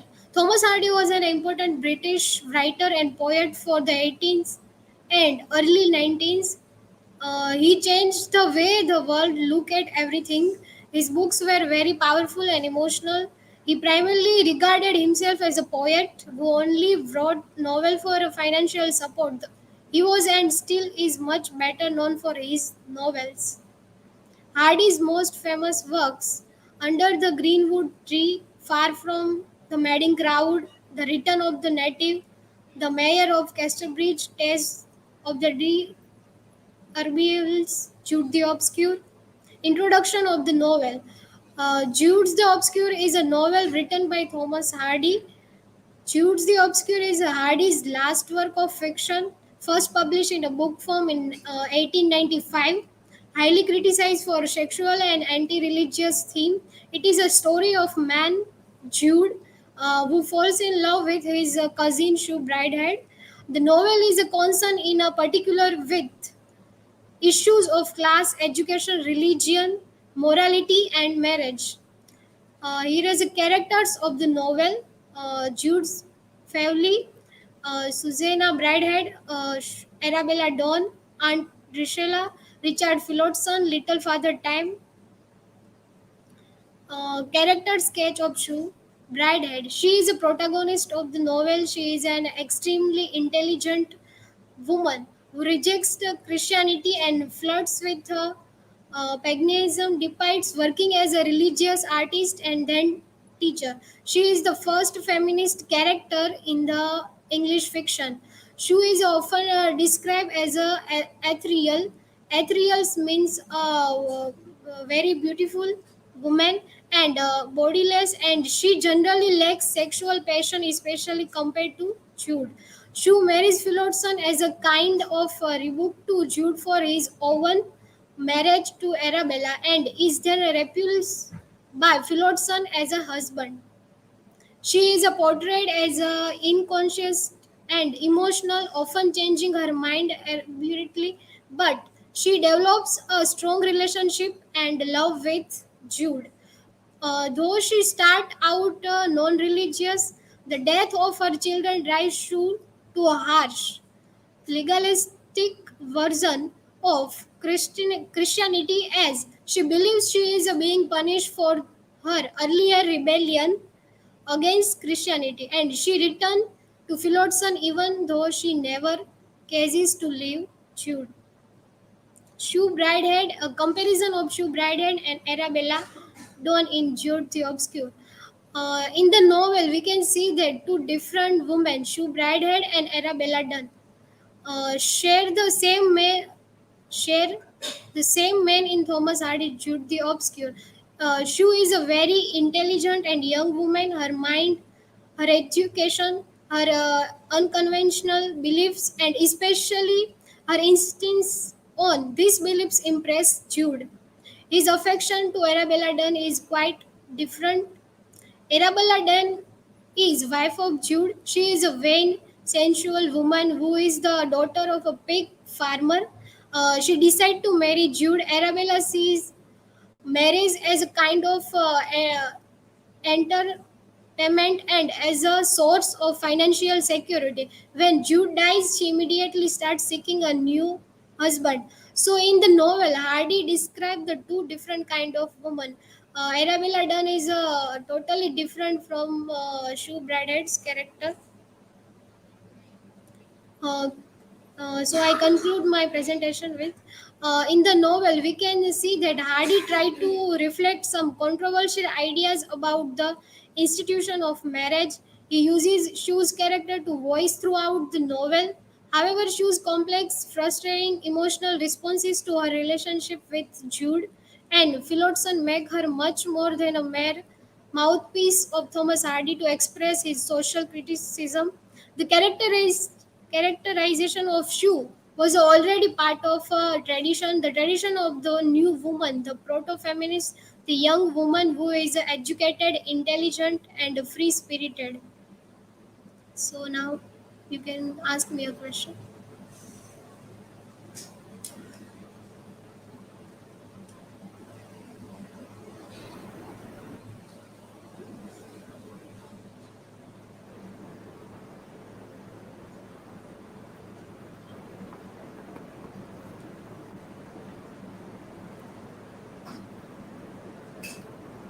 Payal, at last Sue Bridehead starts to believe in religion. Why?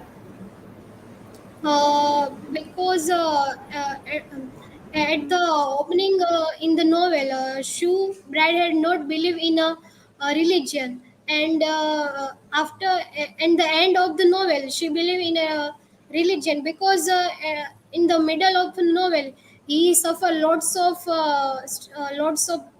pain, and that's why he believe in at the end of the in a religion.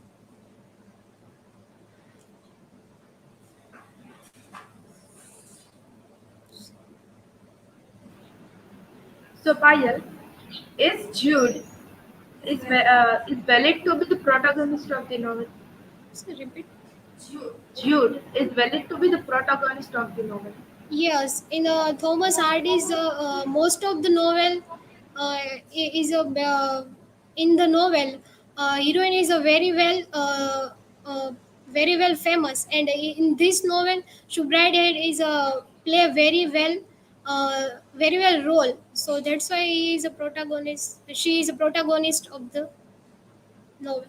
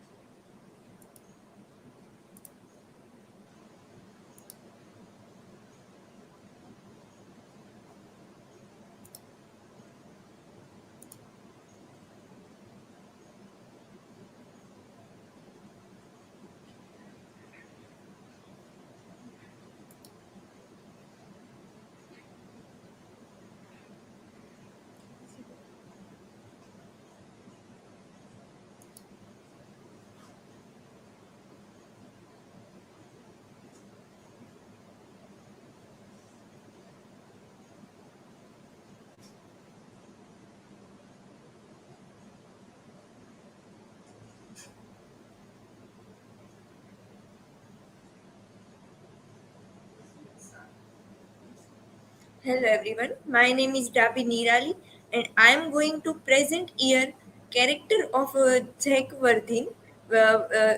This play is written by Oscar Wilde. This is my personal introduction. This is the point of table which was I present here. Information of the author, brief introduction of play, characters, Jack Worthing, double lives, comparison with movie, Namkaran in our society, and conclusion. Oscar Wilde, Oscar Fingal of Hertie, Will Wilde. This is the full name of the Oscar Wilde. He is a Irish poet and writer. Uh, he is also this is the famous work of Oscar Wilde. He is belong from Victorian age. In his writings, he criticized the Victorian society for its negative features like hypocrisy, narrow-mindedness, double standards, sexual repression, and class consciousness. Wilde criticized the Victorians in his masterpiece, The Importance of Being Earnest, especially its social aristocracy, aristocratic life, the social class system, the attitudes of marriage, and the duality of human nature. This is the quote by Jacques Maritain, the French Catholic philosopher and political thinker, who is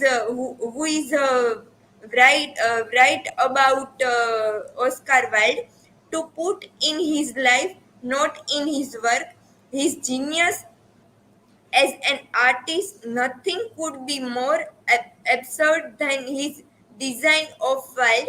It is to carry over into a flute the art of the sitara, into a bird the love of the snow. His life was only a useless phrase. Important of being earnest. This play is divided in three acts. First takes place in London, and the other two acts are placed in Jack's country house. Oscar Wilde was a great master of words and phrases. In his masterpiece, The Importance of Being Earnest, the important of being earnest is a comedy of manner. The genre of this play is a mixture of satire, comedy of manners, and social criticism, intellectual farce, and melodrama. Holman and Harmon define comedy of manner as a type of comedy which deal with the manners and conventions of an artificial, highly sophisticated society. The character of this play, Jack Worthing, Algernon Moncrief, Gwendolyn Fairfax, Cecily Cardew, uh, Lady Augusta Bracknell, and Miss Prism. Jack Worthing. Jack Worthing is found in a handbag in the cloakroom of a railway station in London by Mr. Thomas Cardew. He became a responsible and respected man. After the death of Mr. Cardew, Jack became the guardian of Cecily, the granddaughter of Mr. Cardew. Uh, he presented for he parented for years that he has a younger, irresponsible brother named Ernest. The Jack is the main protagonist of this play. He is also also a guardian of Sicily. When Lady Bracknell sees Miss Prism, she recognizes her immediately after questioning her about that baby that she 2 years ago. Miss Prism confesses that she left the poor baby in a handbag in cloak room in London station.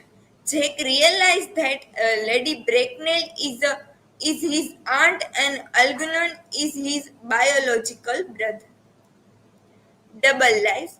Jake Worthing and the lighter tanned Algernon, the attractive name of Ernest for Gwendoline and Cecily. In this play, the Jack, gi- who is give his name Ernest and to the Gwendoline for the marriage.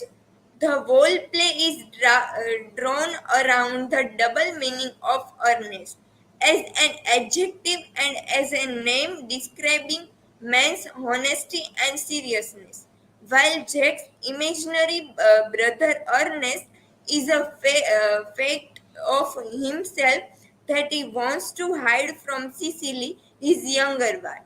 The Victorian man who leads double lives seems respectable in his house with the happy marriage, but he lives another life of promiscuity and depravity that his wife is completely unaware of. Compare the character with movie. I compare the character of Jack Worthing with this sandwich movie. In this movie, Govinda is a played double role. He is a not double role, but he is a live a double life. The first one is Sher Singh, and the second is Vicky Chopra in this movie, and he was the husband of Sweetie Singh in this movie, and the other wife of him, Nisha Singh. These both are the wife of Govinda in this movie. In this movie, Govinda lives the double life like Jack. He also hide his real identity from the these his wives. Namkarans in our society. We belong from the Indian culture, and the also in also our society, in our Gujarat, the Chatti ceremony. The name is very I I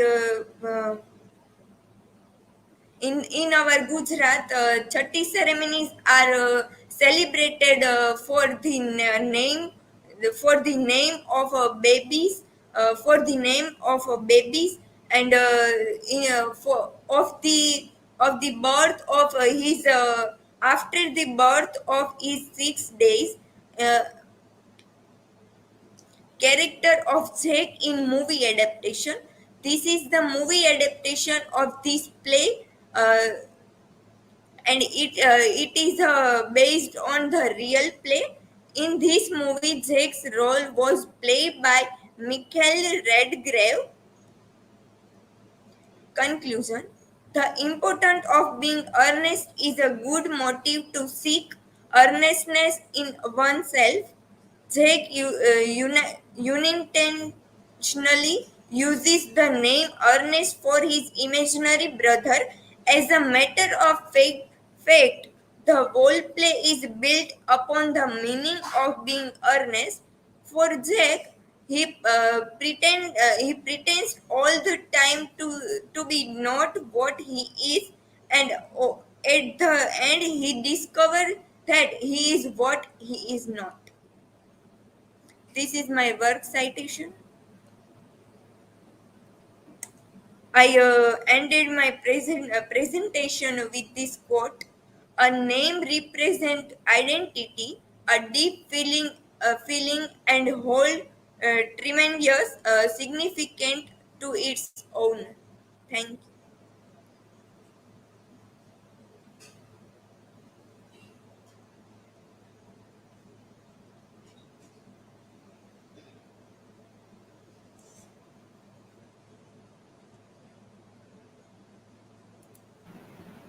Nirali, why is the importance of being honest considered as a trivial comedy? Pooja, the Oscar Wilde write many plays. Also, this is the best work of him. This is the trivial comedy because of in this play there were many uh, uh, laughing scenes and very laughing dialogues, and also in this play Jack Wardin is a play double role, and he is a make a fun in this play. So that is.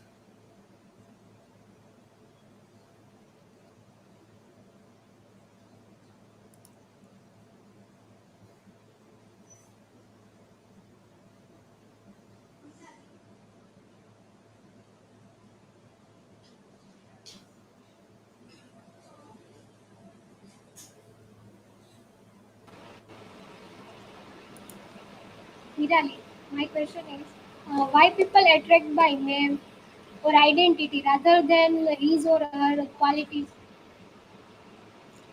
Because the name is given by our parents or someone else who is a close one in our family. The name is also important because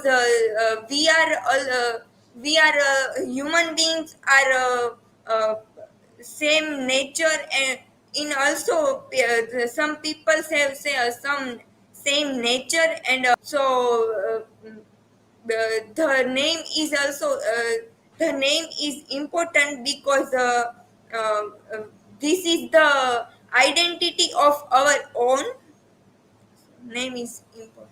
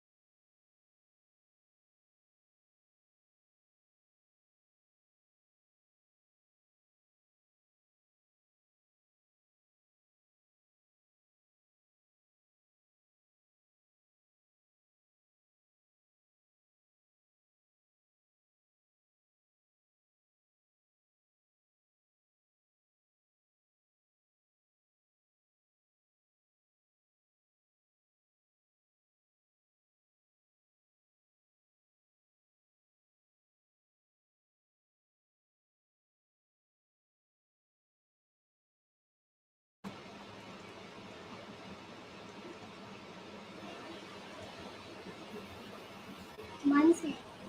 Uh, why is Robert Browning called a Victorian poet?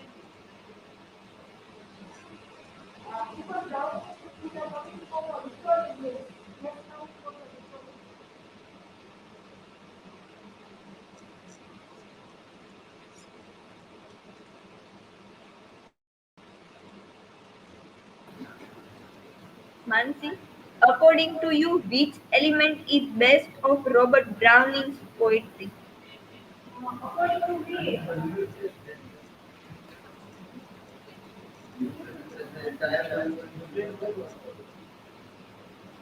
Mansi.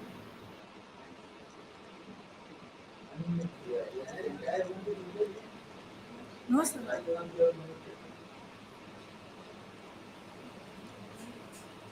According to me, Robert Browning's one of the best element is beauty, because uh, so many poems, so many poems of his poem, we can see a beauty as a thing.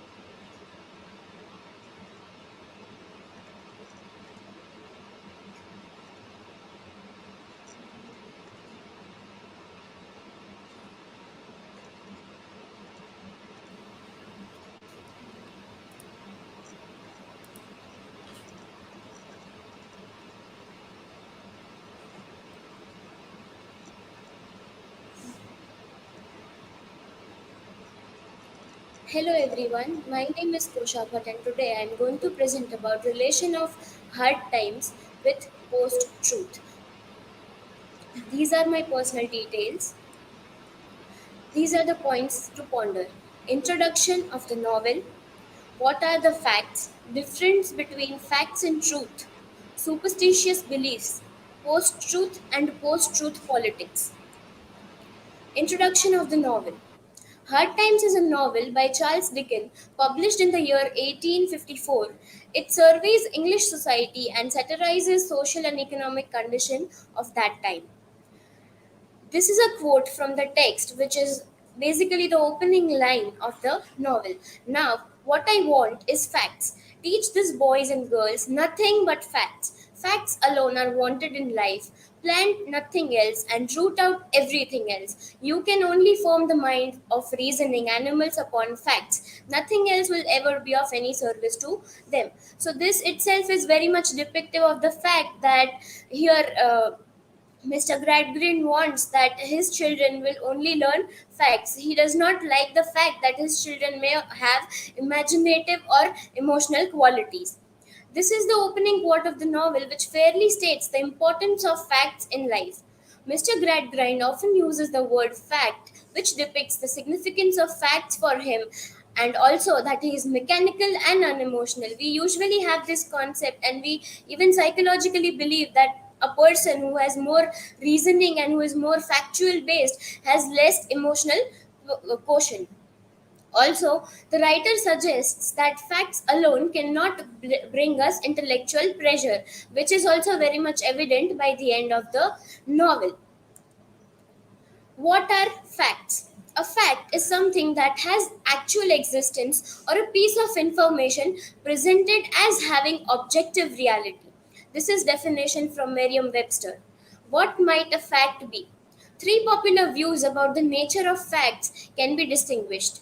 First, a fact is just a true truth bearer.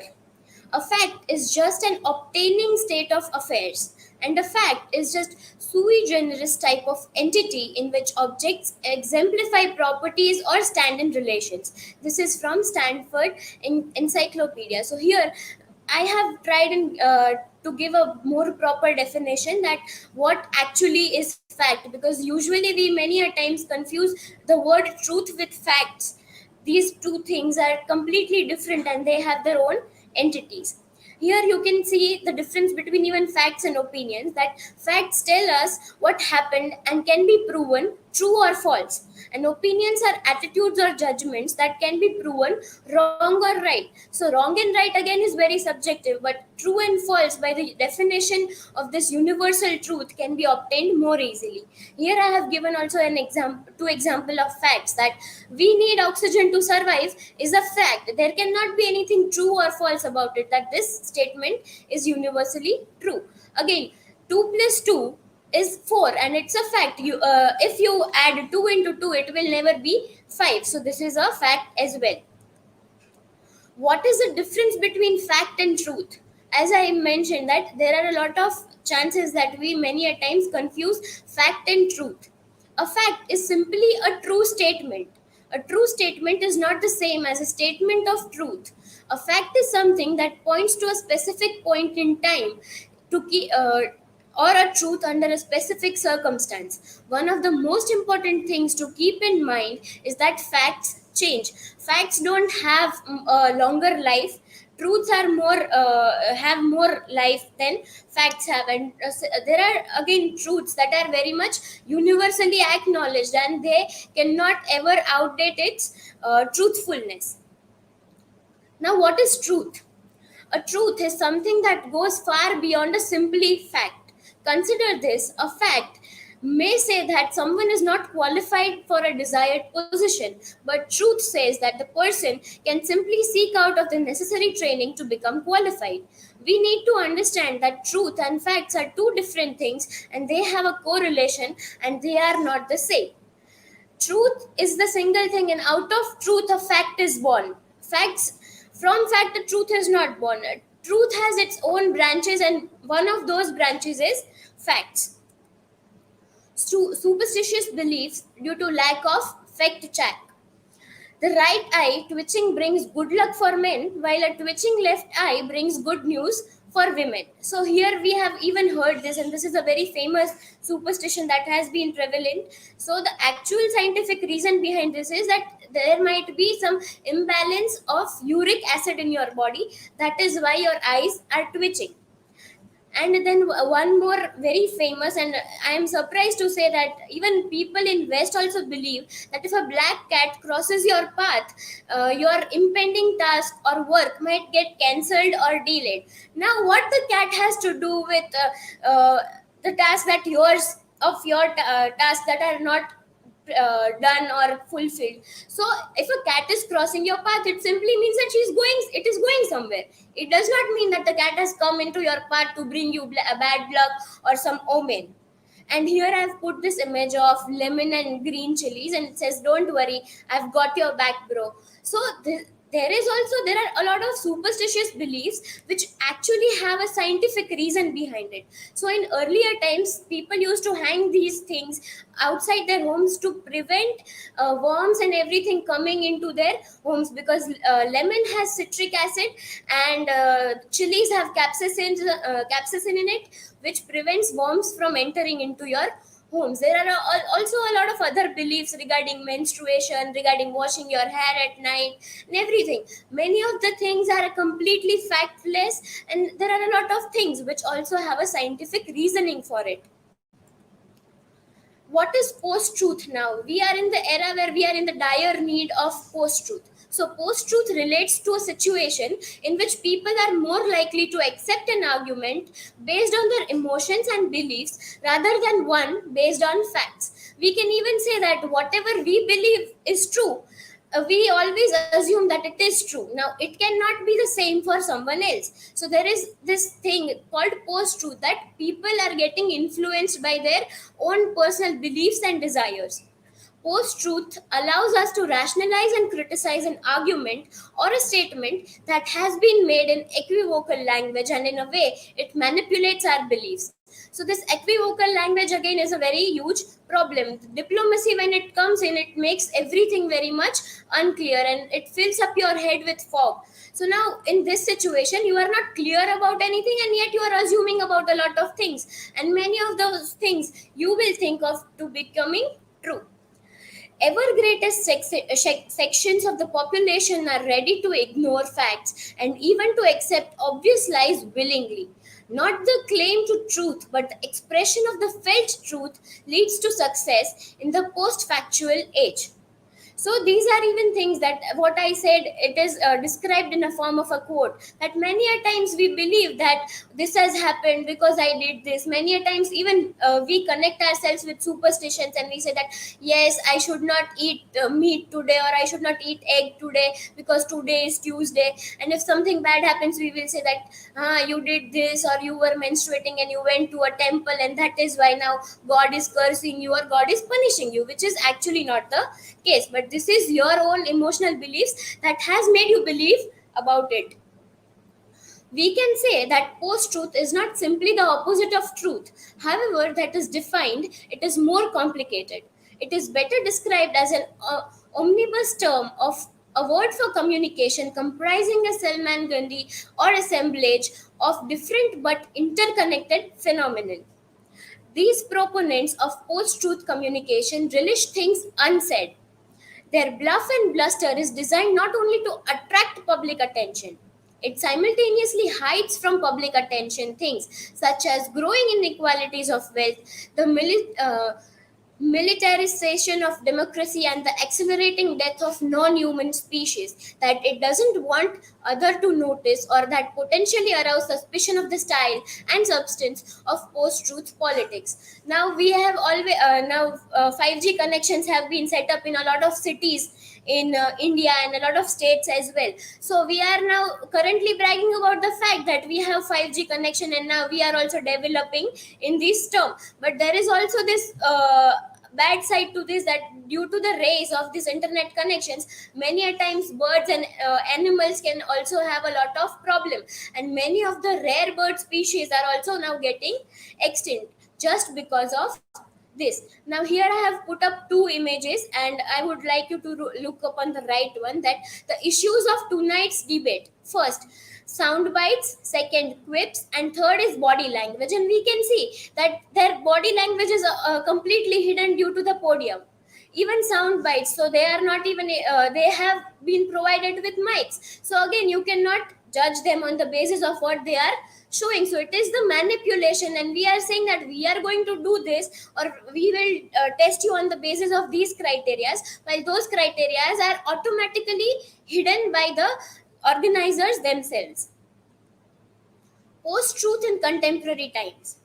All of the vices that oppose the truth share a common feature in that they have evinced a discrepancy between what one says or writes and what one really believes to be true. Now, what I might write or say is not necessary that is my belief. I might be writing to be a part of society or a institution. There is not one single nation state in modern history that has brought about an iota of social justice without incessant personal and public conflict. We always see that there are a lot of rallies happening, and in those rallies all the leaders try and address their other leaders and put fake allegations. Sometimes those allegations are true as well, but this happens a lot. The view that politics is an opinion forming and opinion manipulating art is in line with common sense.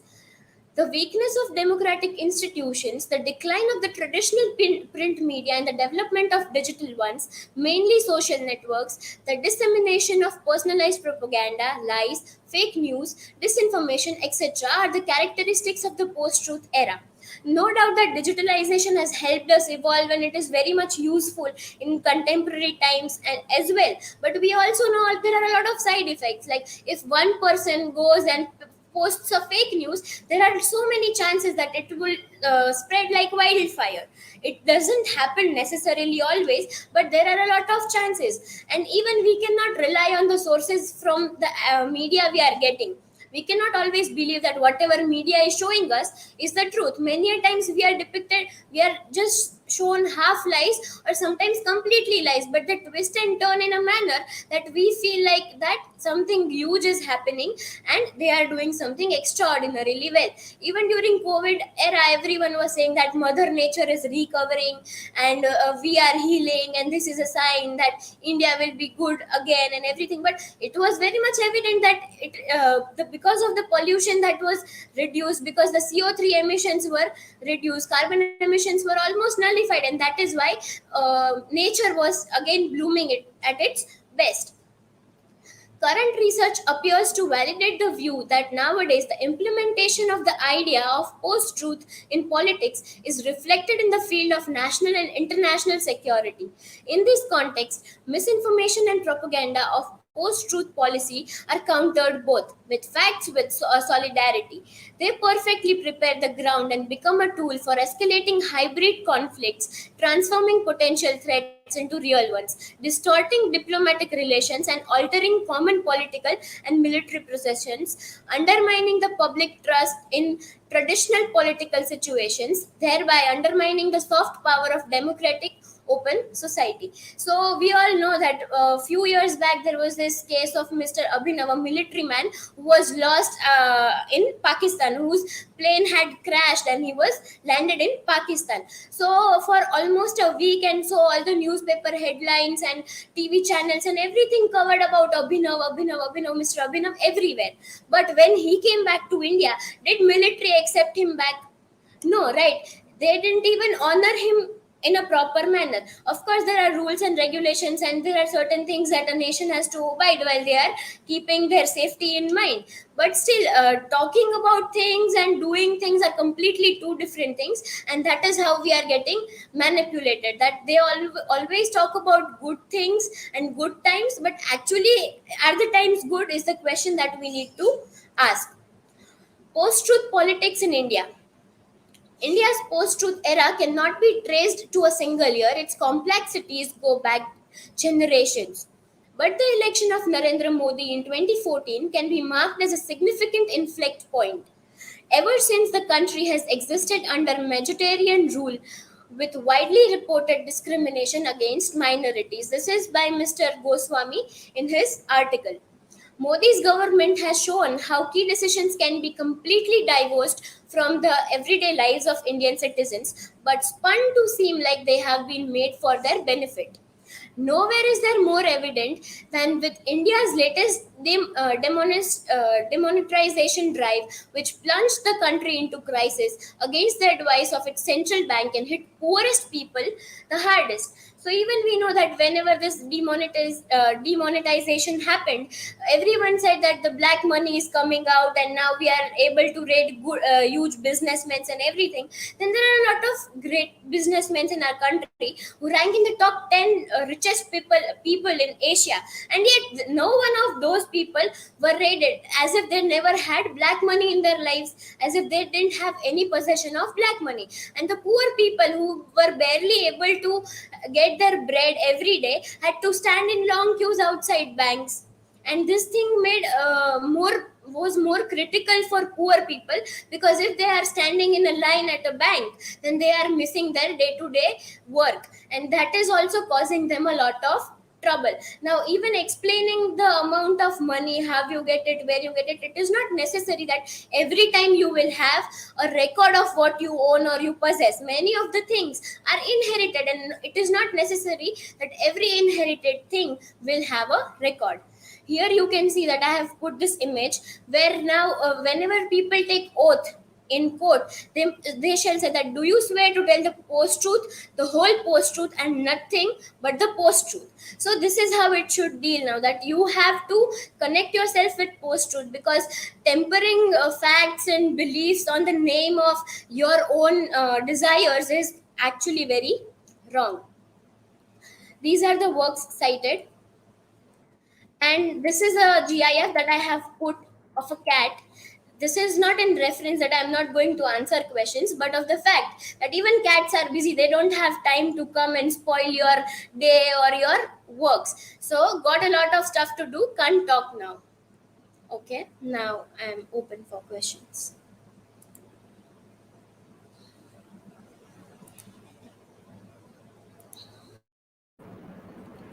Kosha, why do you think post-truth is important in recent time? As I mentioned,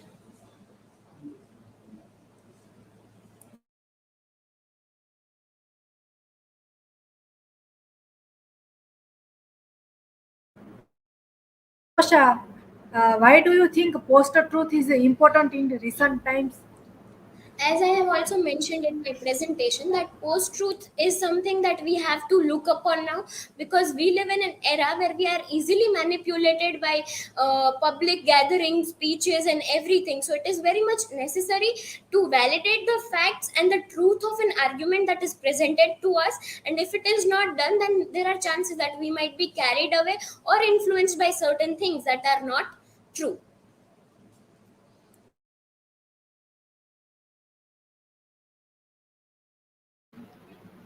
Kosha, in present time, we should believe in superstitions. Why?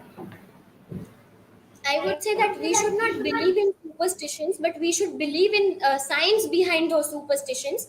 And the basic idea to form these superstitions was to root a fear into an individual's mind, just because that when we fear something, we tend to avoid it or do it less. For example, we have always been told since childhood that telling lies is a sin. Still a lot of people lie, everyone lies. We know that it is a sin, still we do it. So if we were said that nothing happens if you lies, then we will be living in a world which is full of lies.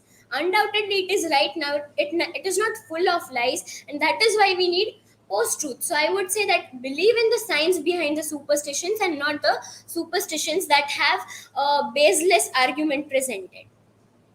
Thank you.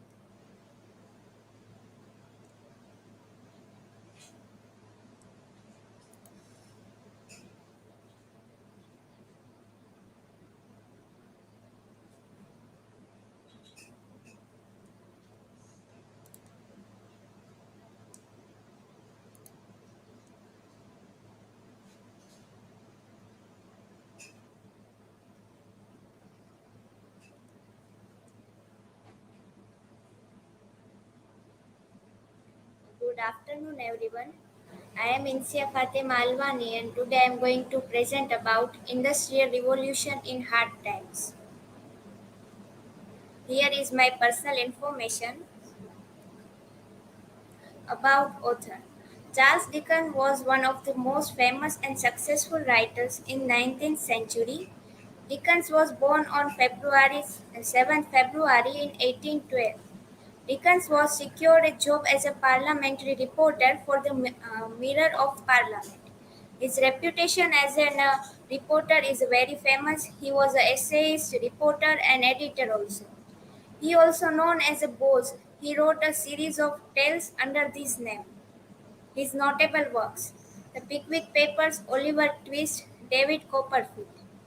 Uh, Hard Times and Oliver Twist, these both novels are based on Industrial Revolution. In these novels, he argued about laborers, their situations, and their problems. Introduction of novel: Hard Times for These Times, the novel by Charles Dickens, published in 1844. The novel starts with these dialogues: "In this life we want nothing but facts." This is the main idea of this novel. This novel shed light on the genuine state life of the poor people that lived during 19th century when industrialization began in England. During Victorian age, Industrial Revolution and feminism, uh, these two are started in this Victorian age. Hard times take place in the industrial city of Coketown. The city is described as noisy and polluted. Life of working class people. The novelist shows that the industrialists see laborers as hands, not as fellow human beings. For Great Grind and Bounderby, the working class is a means of achieving wealth and power. They are treated as objects and always get unfair treatment from the upper class. Stephen Blackpool is a representative of the poor and the underprivileged society of England. Bounderby was the owner of factory and he always treated workers as animals, and he doesn't give respect to his employees which working in bank and factory. And Stephen Blackpool is a representative of the poor class. Uh, Poor class people. Physical features of Blackpool indicate the poverty is a curse. Uh, Workers working hard for in search of peace and happy life, and these hard works are always these hard work these hard work make a these hard works makes a uh, impression on their physical features. They are not healthier as upper class people. Coketown. The novel setting is a novel set in the Coketown, which is a novelist shows there is as a noisy and polluted town. Coketown is a fictional city. Coketown was inspired by places like Preston, a town Dickens visited right before writing novel. The town has been built to be as economically logical as possible, so there is no need for creativity in its architecture. Coketown is a hellish place where every buildings are covered with soot. This comes from the coal that is burned to power the factories. None of this seems to be bother the mill owners. The polluted air is a point of pride for them. Strike by laborers. Laborers were treated as like animals. They are working 14 to 15 hours a day. Stephen Blackpool refuses to go to the strike as he doesn't want to increase the problems for the workers. Workers are strike against the factory owner, and the Blackpool believes that the strike is not the best way to improve the relationship between the owners and employee. That's why he denied to join the strike. Stephen defends the workers against Bounderby. Dickens' philosophy is expressed by Stephen when he tells Bounderby that men are not machines, they too have souls. Uh, Here I try to connect this idea with our contemporary time. We also heard in our time in news channels strike. Workers are strike against the owner of industry, and they are demanded for their rights. Even this novel is written during Victorian age, but in our time, we see that workers are being exploited, and the child labors are also seen in our time. This image I put uh, of bank workers, they are against of privatization of bank. They are strike against our government of India. And another image of Gujarat, uh, Kutch district, they are strike against the owner of the industries. Labor's condition during lockdown, we can see that in our in corona pandemic, that labors are suffer so much. And our government of India announced the lockdown on 24 March 2020. And this incidents happened in Aurangabad, where workers are died under the train. They After the announcement of lockdown, so many workers lost their jobs, and they decided to went their home. And they are uh, they dead were migrant workers who had fallen asleep on the tracks while attempting to walk to a station from where they were hoping to get a train. After walking for 36 kilometers, they were decided to rest. The workers assumed that the trains would not be running because of the lockdown, and therefore slept on the tracks. This novel is written during Victorian age, but same situation we see in our times. Laborers are suffered so much because uh, they are belong from a next class, and they always treated as a like as animal. Here my work citation. Thank you.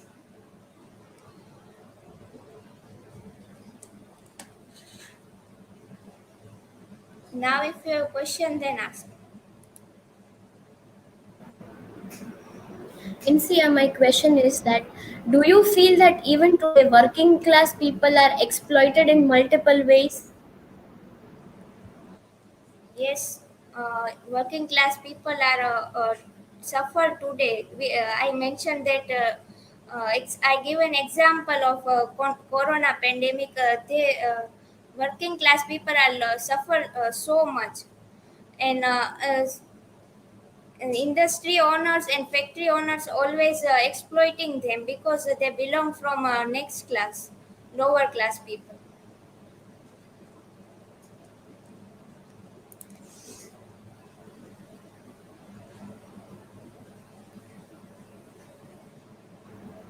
Insia, how we can help laborers in present time? Uh, we can help laborers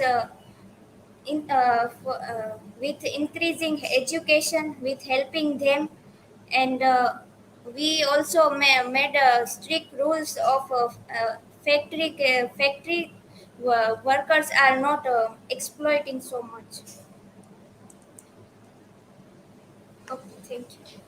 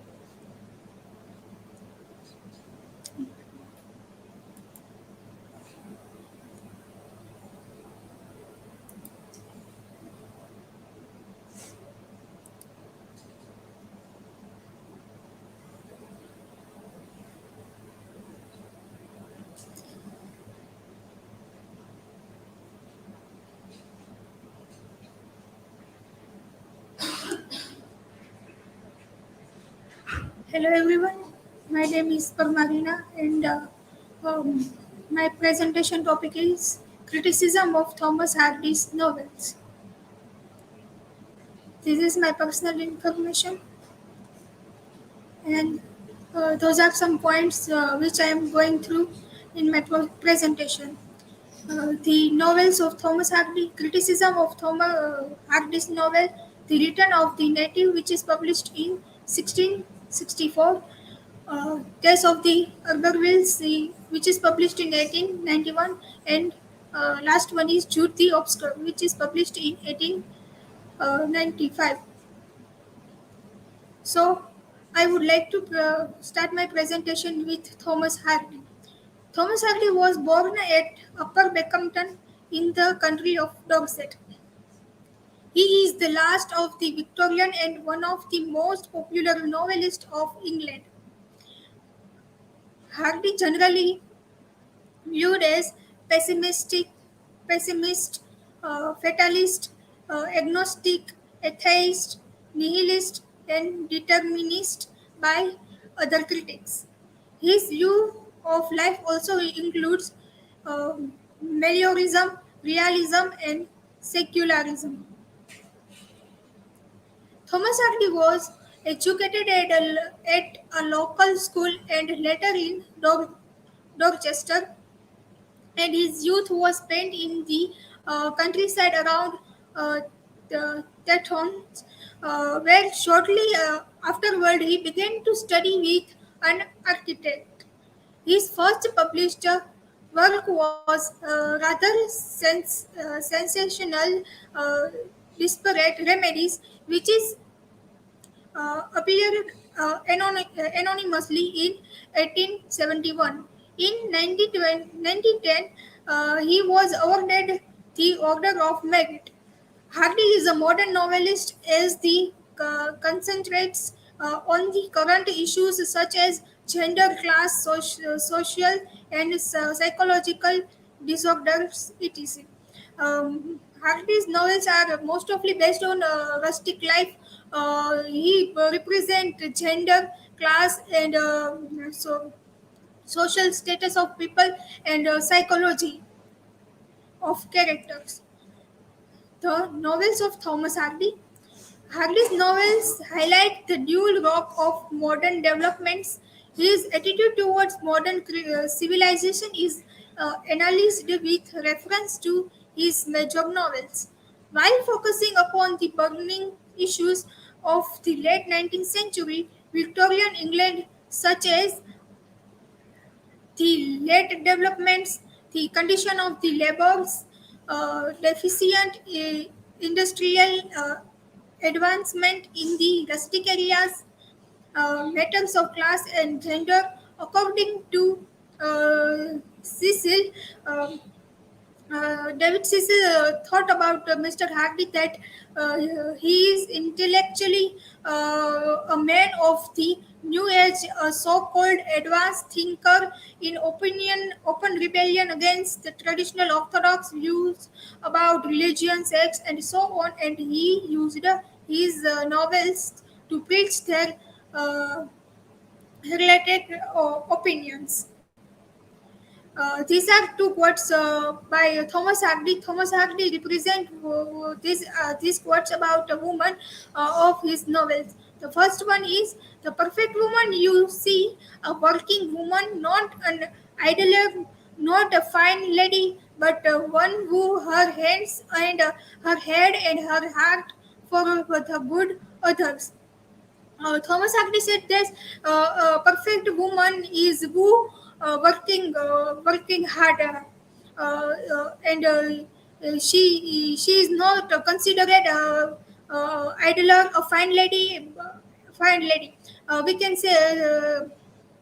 We see that in his novel Jude the Obscure, the novel's female protagonist was from working class, and she was suffered a lot. She worked hard by daily basis, but she is not considered as an idol, a fine lady. The second one quote is that a strong woman who recklessly throws away her strength, she is worse than a weak woman who has never had any strength to throw away. This quote is from Tale of the Herbal Wills. Thomas Agnew says that a woman who who have a strength and she is recklessly throws it, she is considered as a weak woman. Woman should be strong. If a woman belongs to working class, she faces many problems in her life. She struggles a lot to get something and to achieve her goals, but she never let it go. She should work hard. Hardy's novel is the Return of the Native, which is published in 1964. In this novel, Eustacia, having a passion to enjoy the town life in Paris, she is weary of the dullness of Edgar Heath. To critic, it is under the spirit of modernism that she earnestly wants to get rid of Edgar Heath. But in the same novel, Clem, diamond leader in Paris, is ironically tired of the artificial modern town life. Both Eusetia and Climb symbolize a clash of interest, attraction for the reputation against modernism. Through Kling's returns, Hardy indirectly highlights the need and importance of education for the countryside. Most of Hardy's novels is the theme of education. Second one novel is Tales of the Urbervilles, which is published in 1891. Hardy stress upon the significance of education for the rustic, especially for the woman of the laboring class in Tales of the Urbervilles. And Tess, who is innocent girl, she suffers to resolve the financial problem of her family. She becomes a toy in the hands of the cruel male dominant society because of her uneducated status. Here, Hardy hints that education is a safeguard for woman, is a safeguard for a woman against exploitation and oppression. Hardy realized that the rustic would waste themselves without education or respect while working on the field. In this novel, Tess, who is a innocent girl, she suffers a lot because belongs to working class. She become a toy in the hands of male dominant society because she was uneducated. Woman should be educated, that she can be financially independent, and she can face her problems through her education. If a woman belongs to rustic life, lower class, she should be educated. If she don't, she can suffer a lot. Thomas Hardy's Jude's the Obscure. Thomas Hardy's, this is the last novel of Thomas Hardy, Jude's the Obscure, which is published in 1895, is mainly about the shattered ideas of two major characters, Jude Fawley and Sue Bridehead. They believe that their attempts ended in terrible disaster not only for themselves but also for those who were closely related to them. In this novel, Jude has an ambition to acquire the highest degree. In the novel reveals that material degradation, social degradation, and instability have a negative impact not only on his aspiration and fancies, but also on the fancies of so many others who are struggling to achieve their goals. In this novel, uh, the male protagonist Jude, who is very intelligent and he is very talented. He wants to get admission in a university, but university rejected his admission because he was belongs to working class, and that's why he should he forcefully work as a labor, uh, and he faced many problems uh, through his entire life. Conclusion. In the end, we could say that his work provided the positive and the negative impacts of modern developments on the social order. He sympathized with the rural areas when the process of modernization was slow and rustic, and to strive hard to fulfill the basic requirements of life. This is my work cited. Thank you. Do you have any questions? Then you can ask me. Hina, do you feel that Thomas Hardy has portrayed women characters better than other writers have? Uh, for my opinion is that Thomas Hardy portrays women better than others. He represents women's struggle through his many of his novels.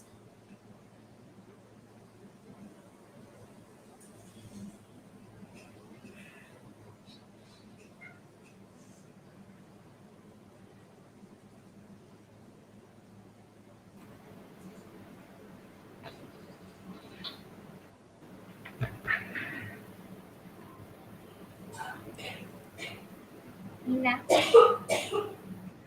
what was the main ideas Dickens present in his novels? The main ideas of Thomas Hardy's novels is he mostly he represent rural life of the people. He represent the lower class peoples and how they suffer their life. They can't achieve their goals because they don't have enough money. Enough money.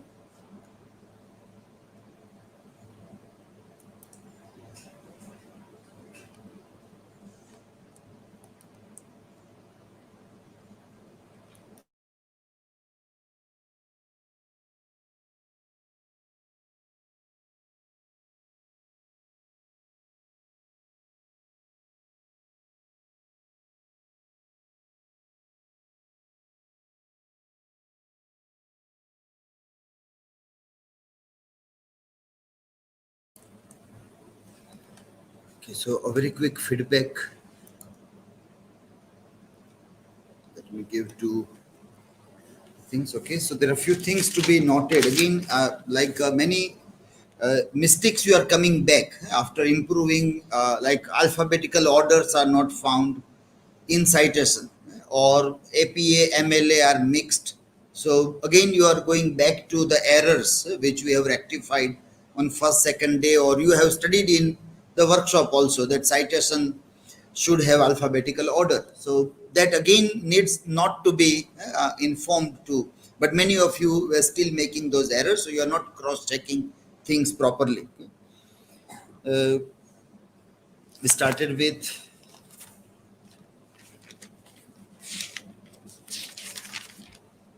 Upasnas. First presentation was Upasna.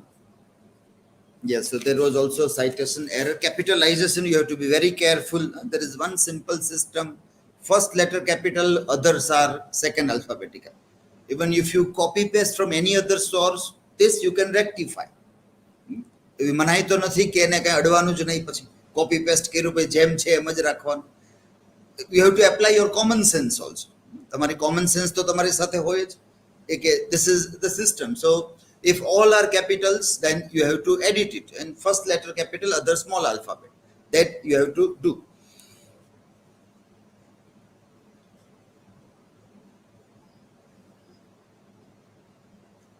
Okay, so role of women, you were talking about. Trushali presented on education and industrialization in hard times. You compared with some of the films also. Now in this, like many of you others, I think there were one or two other slides also, presentations on hard times and education that was connected there. So now today when you compare with this education system, then you have to see with new education policy, National Education Policy 2020, which is implemented. So what are the main area? What is it trying to say? In that context, you have to keep in mind. Right now, you may not be aware, so you're not compared, but you have to see the documents of National Education Policy. When you are talking about education, even without that also being a student, when a new education policy is being implemented, you should be aware about what things are proposed, how things are implemented, what is the future that new education policy is looking towards. So that ideas should be known. So one of the important thing you will find in that is that jobs are at the center. Education is now becoming something wherein you have to be one job giver and job seeker. We have this too, like people who want to get job and people who want to give job. New education policy wants to make people who are job givers, not asking for the jobs. But in either way, job is at the center. So you can have a question like how will you, or what will you do that you will become a job giver? You may be thinking that where will I get a job? Now you have to think that how many people will you give job? So what can you do that you can give a job? Like you can say that, well, you deal with arts and the things, or B.Ed, many of you might do or have done.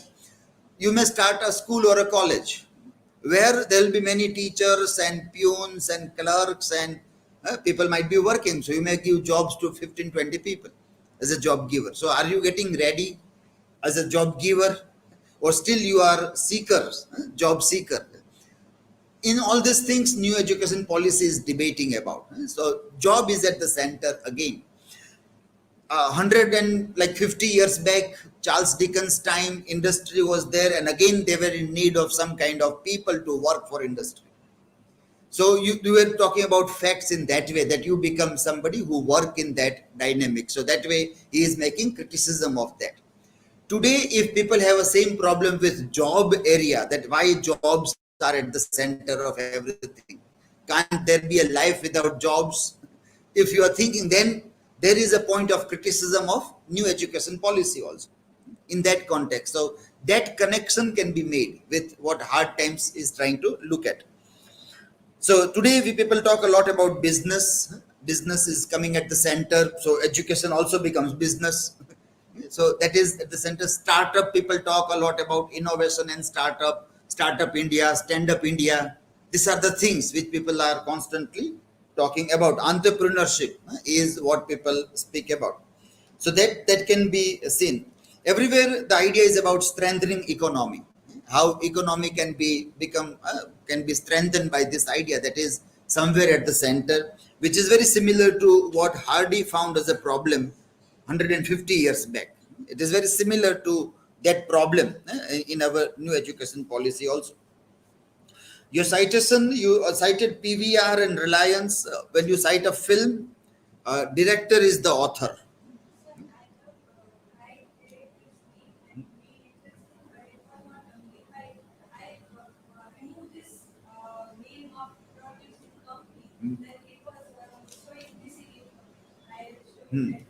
No, but that is where we have to apply common sense. Now, you use machine for easiness, but if machine is not helping you to generate in a proper way, then you have to do manually. But then you can write the name of director. If you do manually, if you type name of surname of director, comma, first name, it will accept. Will it not accept? No, manually if you type the name of director in any slide, No, why you can't it show? In slide you have to. So that's what I say. Why machine is helping us, but if machine was not giving you a desired result, you have to apply your common sense. That is what hard times is all about. Don't be mechanical in such a way કે machine નથી કરતો તો હવે કઈ થાય જ નહીં, કે હવે મગજ બહેર મારી ગયું, હવે મગજ તો કામ કરે જ નહીં, એ મશીનથી જ કામ કરે. એની સામે ડિકન્સને વાંધો છે, એ ફેક્ટ સામે વાંધો છે. એ જ પાછું આપણે ઇમ્પ્લિમેન્ટ કરીએ કે આપણે we go to citation machines for alphabetical order, ભૂલ વગર આવે, થોડી મદદ થાય, પણ એ કામ ન કરે આપણું ધાર્યું તો આપણે તો મનુષ્ય છે, આપણે તો કરી શકીએ. our brain is always more powerful and better than machine's brain. એ તો ક્યારેય ભૂલાઈ ન જવું જોઈએ. But the only thing is that I should know what is right. So if I know that ફિલ્મમાં ડિરેક્ટરનું નામ આવવું જોઈએ, મને ખબર છે, then I can say that you machine, you are wrong. I want to do it in this way. તમારે એ કામ નથી કરવું, મારી જાતે કરી લઈશ. આપણે મશીનને એમ કહીએ કે you are not able to do, I will do it. So whatever result you are giving, it is not up to the mark. I will do it in my way. Then I can do it in my way because I know. જો મને ખબર જ નથી કે director આવવું જોઈએ, then it is a different problem. This is what we do. Like when we tell people કે તમે વર્ડમાં ટાઈપ કરતા હો તો તમને સ્પેલિંગ એરર એમાં જ મળે, એટલે સામાન્ય ભૂલ ન થવી જોઈએ. પણ એ બીએ કે એમએ ઇંગ્લિશના વિદ્યાર્થીઓ તો એને જે ખબર હોય સ્પેલિંગની, ગુજરાતી, હિન્દી, સંસ્કૃત કે બીજી ભાષાના વિદ્યાર્થીને સાચો સ્પેલિંગ જ ખબર ન હોય તો એ રાઈટ ક્લિક કરે, 4 ઓપ્શન આપે એને, તો 4માંથી કયો લેવો એ જ ખબર ન હોય તો એ મશીન કેમ મદદ કરે એને? Are you getting the point? કે machine, so we readily say કે do right click and you will find an answer, પણ એ કન્ફ્યુઝ થાય છે, રાઈટ ક્લિકમાં 4 સ્પેલિંગ આવ્યા, હવે કયો પસંદ કરો? એ જ ખબર નથી, કારણ કે સ્પેલિંગ જ ખબર ન હોય તો શું થાય? Then our reliance on machine is making life artificial. It is not leading towards the right destination there. That was what Dickens' problem was there, which is we are facing nowadays with digital things also, because we don't know what is right. We fail to apply our common sense. આપણે સામાન્ય જગ્યાએ જ્યાં એક સામાન્ય રીતે બુદ્ધિથી કામ થઈ શકતું હોય ત્યાં પણ આપણે પછી બુદ્ધિ એપ્લાય કરવાનું ભૂલી જાય છે. પછી એમ કે મશીન કે એમ જ કરો, એની સામે જ એનું ના. એટલે હવે આપણે રોબોટીકરણ થતું જાય કે મશીન કરે તો જ, બાકી તો પછી કાંઈ ન થાય. એટલે લાઇટ જાય કે ઇન્ટરનેટ બંધ થાય એટલે લાઈવ સ્ટ્રીમિંગ ન થાય એટલે આજે રજા. તો કે ના, એમ ન હોય, આપણું મગજને એપ્લાય કરો કે મગજ કંઈક જવાબ આપશે, તમને સોલ્યુશન આપશે. આપણે આમ કરો તેમ કરો, અને મગજને થોડું કશો એટલે આપે કે ઓફલાઈન રેકોર્ડિંગ કરી લો, ઇન્ટરનેટની ક્યાં જરૂર છે એમાં? તો આપણે એમ કરી શકીએ, પણ એના માટે માઇન્ડ એપ્લાય કરવું પડે, નહીતર તો એ નથી એટલે વાત થઈ પૂરી, પછી આપણું માઇન્ડ કામ કરતું બંધ થઈ જાય. જ્યારે પેલું એક સ્વિચ ઓફ થાય એટલે માઇન્ડ તરત દોડવા માંડે કે આનું ઓલ્ટરનેટિવ શું, જો આ લાઇટ ના આવે તો આ ન થાય તો આપણો પ્લાન બી શું છે, પ્લાન સી શું, એ ગૂગલ સર્ચ કરી નહીં આપે, કારણ કે ગૂગલ જ નથી ચાલતું, ઇન્ટરનેટ જ બંધ છે. તો ગૂગલને શું પૂછવાના કે મારે શું કરવું અહીંયા, કે મારા ડિપાર્ટમેન્ટમાં તો ગૂગલ જવાબ ના આપે. That is where human brain is very important.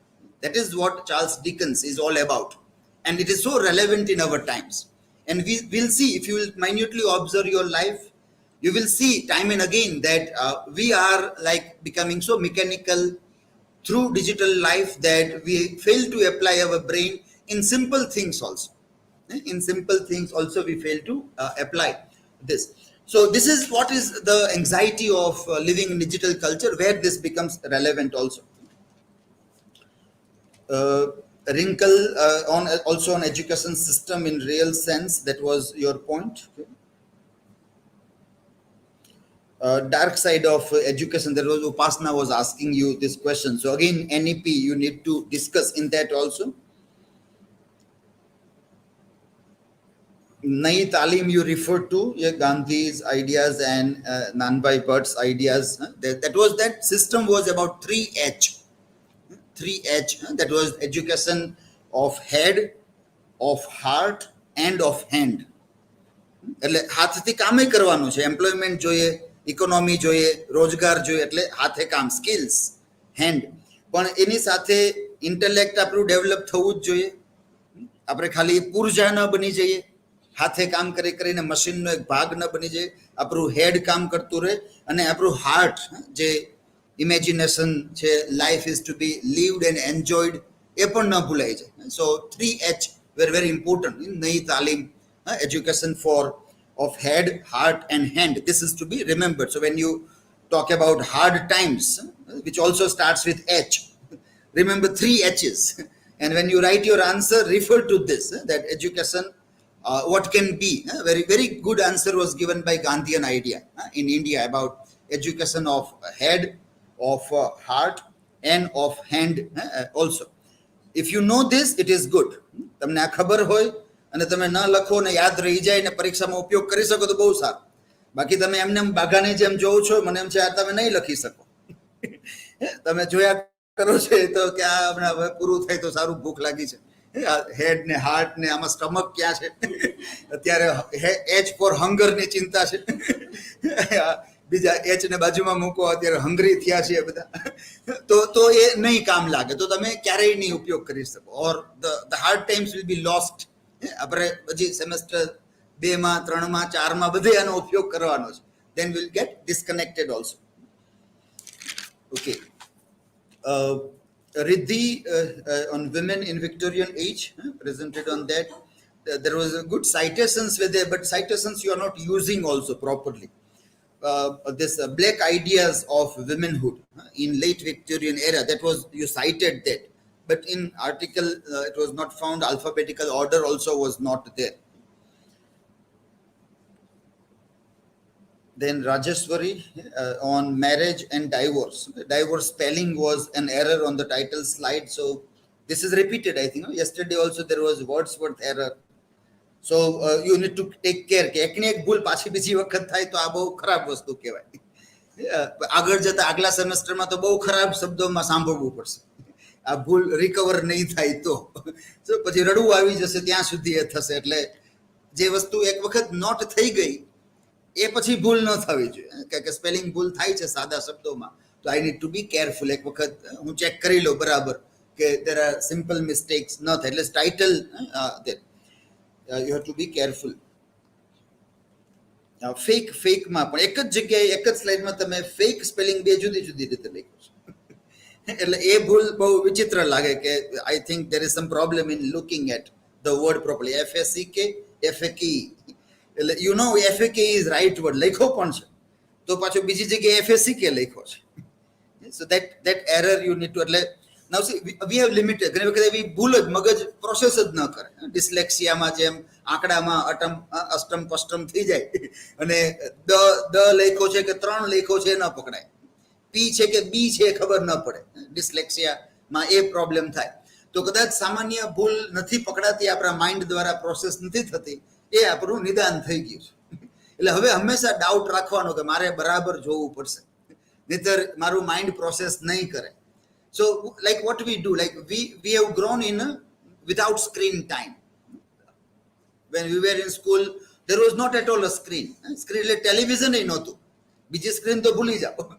કે સ્ક્રીન વગર એટલે ચોપડીમાંથી જ ભણવાનું હોય. Everything is printed. So our mind is trained to read printed things on. એટલે એ આદત આજે પણ આ કંઈક લખતું તો રહેવું જ પડે. તમારામાં ઘણામાં એવી આદત જ નથી કંઈ લખવાની. એ કાગળ બાજુમાં પડ્યું હોય તો હોય ને તો પડ્યું ન હોય. કોઈ સારી બાબત આવે તો ક્યારેય નોંધ થાય જ નહીં. વરસ અવર mind is trend in different. બધા ડિજિટલ ટૂલ હોય, સ્ટાઇલસ હોય, બધું હોય, તો એ લખવું હાથે પડે કાગળ, તો જ માઇન્ડ પ્રોસેસ કરે. એનું કનેક્શન થઈ ગયું હોય આદત. નવી રીતે ડિજિટલ રીતે આપણે લખતા જઈએ તો પણ એ કનેક્શન થઈ શકે. But you have to do that. And when we do proof reading, કઈ વસ્તુ લખી હોય કે પીપીટી બનાવ્યા હોય તો એને પ્રિન્ટ કરીને વાંચવા પડે, નહીં તો સ્ક્રીન ઉપર એ ભૂલ હાથમાં જ ના આવે. એ ભૂલ રહી જ જાય સ્ક્રીન ઉપર. When we read again, some mistake always remain on the screen because mind is not able to process screen reading properly. Editing is not done. So we have to do that. So પણ એ નિદાન આપણું કરી લીધું આપણે કે ના, આપણાથી screen ઉપર વાંચશું તો ભૂલ રહી જ જશે. પ્રિન્ટ વાંચવી જ પડે તો જ ભૂલ નાની મોટી નીકળી શકે. પછી એની બારીકાઈથી ધ્યાન રાખવાનું કે હવે બહુ મહત્વનું કામ હોય, ડોક્યુમેન્ટ્સ હોય, ત્યારે પ્રિન્ટ લઈને જ વાંચવાની. ક્યારેય ઉતાવળમાં એવું કામ નહીં કરવાનું કે let me send the things without proof reading it properly. But એક નિદાન થઈ જાય પછી એ બરાબર યાદ રાખવું પડે કે આ મારી લિમિટેશન છે અને એવું એ આધારે જ હવે મારે કામ કરવું પડશે. Okay, Pooja on Robert Browning. Okay. Yes, there was good question about prosodic element, style, poetic style. So when you talk about poets, you should read about prosodic elements also, or like prosodic elements આપણે syllabus માં નથી, કદાચ UG level એ હોય, જેમાં rhyming scheme અને figures of speech અને tonations, આરોહ અવરોહ બધા, iambic pentameter, pinter meter ને બધું એમાં આવતું હોય છે. જો એ ન ભણ્યા હોય તો એ ભણી લેવું સારું. Now even internet can help you in this, but when you talk about poets, you have to look at prosodic elements of that poet or something written on that part. Payal, on Sue Bridehead, when you refer to women characters or female characters, you should refer to feminist critics. If you, in the citation, if there is not a single feminist critic, your reading of a female character is incomplete. Even when in exam you are going to write about any women character, there should be name of critics or feminist critics na naam, jema Virginia Woolf hoy, Simone de Beauvoir hoy, Helena Sixu hoy, so many. There kokna naam to avwa જ જોઈએ, otherwise your work is incomplete when you study this. Even E.M. Foster, when you do character study, E.M. Foster's work is aspects of novel. જેમાં એમણે વાત કરે છે કે character round હોય, flat હોય, that should come. So when you enter into the topic of character study, first how character study is done, and then who is that character, male, female, and then how those things are read, that you have to use.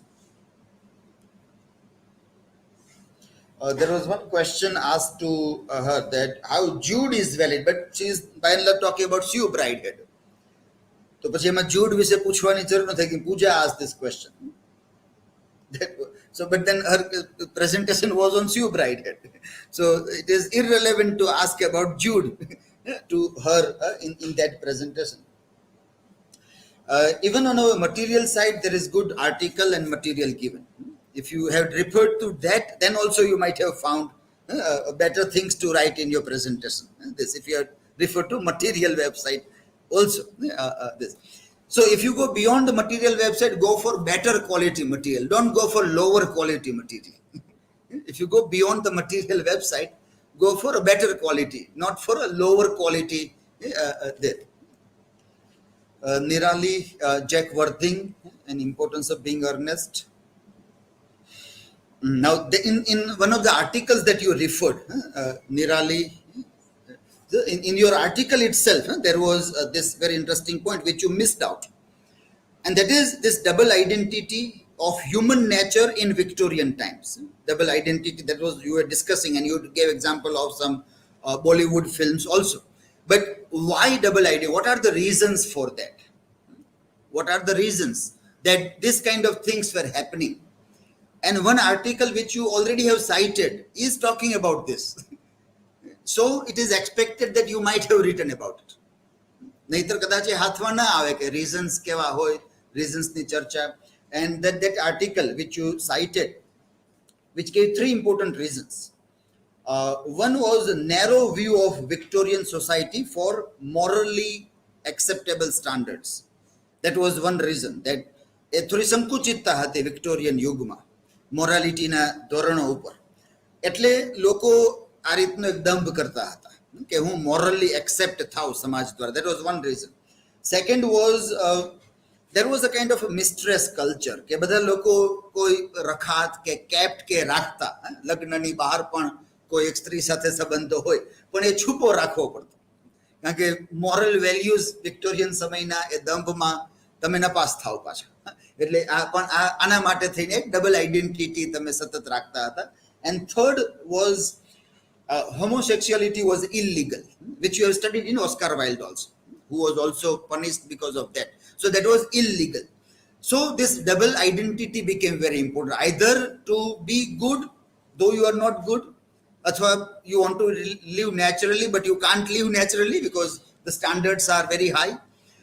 You want to have other relation, but again the moral code doesn't allow that. And third, you may be naturally homosexual, but again society may not accept. So double identities, and these were the reasons discussed in that article which you referred to that.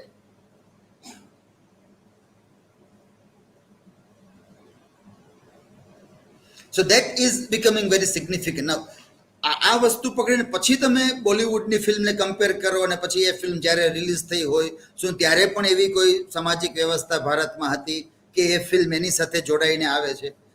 Then that connection is significant. Otherwise, only having a character who lives double life, that comparison is not a good comparison. That is a very shallow comparison. It's a very shallow. You have to have a strike deeper when you compare the things there. Now, see, in reading all these things, I missed to listen. And એટલે જ માનસીનું બધું મ્યુટમાં ચાલ્યું ગયું. Entire presentation is muted. So you have to see when you come, make it a habit to always see કે તમારો mute unmute છે કે નહીં. You will be in pressure. તમે પ્રેશરમાં હશો કે બધું કાંઈક ગોખી રાખ્યું છે અહીંયા સુધી, નીલકંઠની જેમ ભરીને આવ્યા છો. ભગવાન શિવે જેમ જહેર અહીંયા ભર્યું હતું, એમાં આ પ્રેઝન્ટેશન એ જહેર જ છે આપણા માટે. એ અંદર તો જવું ન જોઈએ, તો હાનિ કરે આપણા શરીરને. એટલે અહીંયા ભરીને આવ્યા હોય ને અહીંયા ઉલટી કરી નાખવાની હોય, પાછું બહાર કાઢવાનું. એટલે આપણે એકદમ ટેન્સ હોય કે આ બધું ક્યારે વોમિટ થઈ જાય જલ્દી. એટલે આપણે પછી હાશ કે રિલેક્સ થઈ જાય. આપણે વોમિટ થયા પછી કેવા રિલેક્સ થઈ જાય, એવું રિલેક્સેશન આવે પ્રેઝન્ટેશન પૂરું થયા પછી. તેમાં આ ભૂલાઈ જાય કે આ મારે કરવાનું છે, પેલું કરવાનું છે, મ્યુટ અનમ્યુટ જોવાનું છે. That's why checklist. That's why we say put checklist. એક નાનકડી યાદી સાથે રાખવાની. એટલે જઈને ફટાફટ ચેકલિસ્ટ સામે હોય, જોઈ લો કે આ છે, ઓકે ઓકે ડન વર્ક. 2-4 વખત ચેકલિસ્ટ સાથે કામ કરશો પછી માઇન્ડ ઓપરેટ કરશે એની રીતે. એ પછી ચેકલિસ્ટ યાદ રાખી લે, પછી કાગળ નહીં રાખવું પડે. પણ એ નથી થતું તો keep a paper with you, piece of paper, diary, where you note down everything that later on mind will be trained, then you will not require those piece of papers there. So this was there, and you still are citing study material websites, grade 7 and other things which we have told that avoid this, go for quality material for your citations. Kosha also had a good topic, facts and post-truth. But one point was missed out, the relevance of this in our time. That's what you were trying to see. But facts, as I told you, that Dickens' problem with the fact was that it was making life mechanical, too much of mechanical. Now, what is that mechanical life? That is an absence of imagination. That's why he was against facts. He makes a satire of facts in terms of this idea that this is killing imagination. It is not even allowing children to enjoy circus also. So that is the harshest way of looking at that. Only this you should get educated. So you all should become job givers. If that way it is told, then you will say that, well, I don't want a job and don't want to give jobs. Why this all burden on me? That was what Dickens was worried about, that why we burden children with industry, you have to work in industry, this. Because then even you don't work in industry, your life becomes so mechanical, so terrible, that you see in terms of utilitarianism. ઉદ્યોગ એટલે utility, કે આ તમે કરો છો તેનો ફાયદો શું થાય? બધી વસ્તુમાં એ જ જોવાય કે આમ કરવાથી ફાયદો શું થાય. Utilitarianism. It is a good idea. Utilitarianism is a good idea. But if it is far-fetched, everywhere in all relations we see કે આમાં મારો ફાયદો શું? બધાના ફાયદાથી પછી આપણે જોઈએ મારો ફાયદો. તો કે લગ્ન કરવા છે તો કે ફાયદો શું? તો કે ફાયદો એ છે કે ભાઈને નોકરી મળશે. તો કે તો ચલો લગ્ન કરી લઈએ. હવે ફાયદાથી લગ્ન કરીએ છીએ. That is extreme way of looking at utilitarianism as well as this facticity of life. That is the problem there, which should be, and then it can be connected, that how people see that. And then this word, you have to talk about this. There was this epigraph in Hardy's novel. Epigraph in Hardy's novel, Jude the Obscure. Letter killeth. Letter killeth. Killeth. Killeth. The full sentence is coming from Bible. That quote is coming from Bible. It is letter killeth, spirit giveth life. Spirit giveth life. Old English.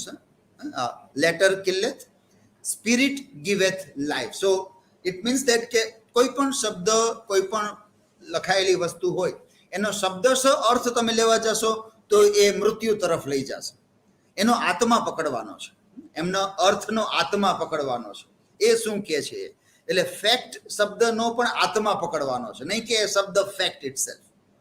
Otherwise today in post-truth era, fact is very important. Fact is very important. So we can't take the word fact only as the way it is visible. Then that letter will kill the very meaning of the importance of fact in our life, or importance of truth in our lives. It will be killed. So you have to capture the spirit of what Dickens want to say. What is the spirit that is very important, that we have to say. So that is very significant to be seen there.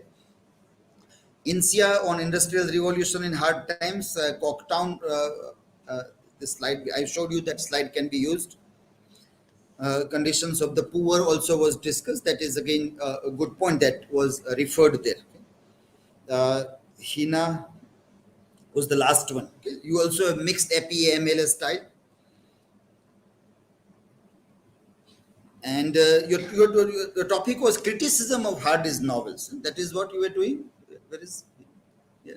You are doing criticism of Hard. So when you say criticism, it means you are critically looking at Hardy's, but you are appreciating. You are not making criticism. What you are doing was, so you can say critical appreciation of Thomas Hardy's novel. Title should be critical appreciation. If you say criticism, means you are going to bring something that is negative. Like in Hard Times, we have seen J.B. Priestley said this is very bad novel. So if you have identified such critics who were unhappy with Hardy, and you bring, because many said he is very pessimist.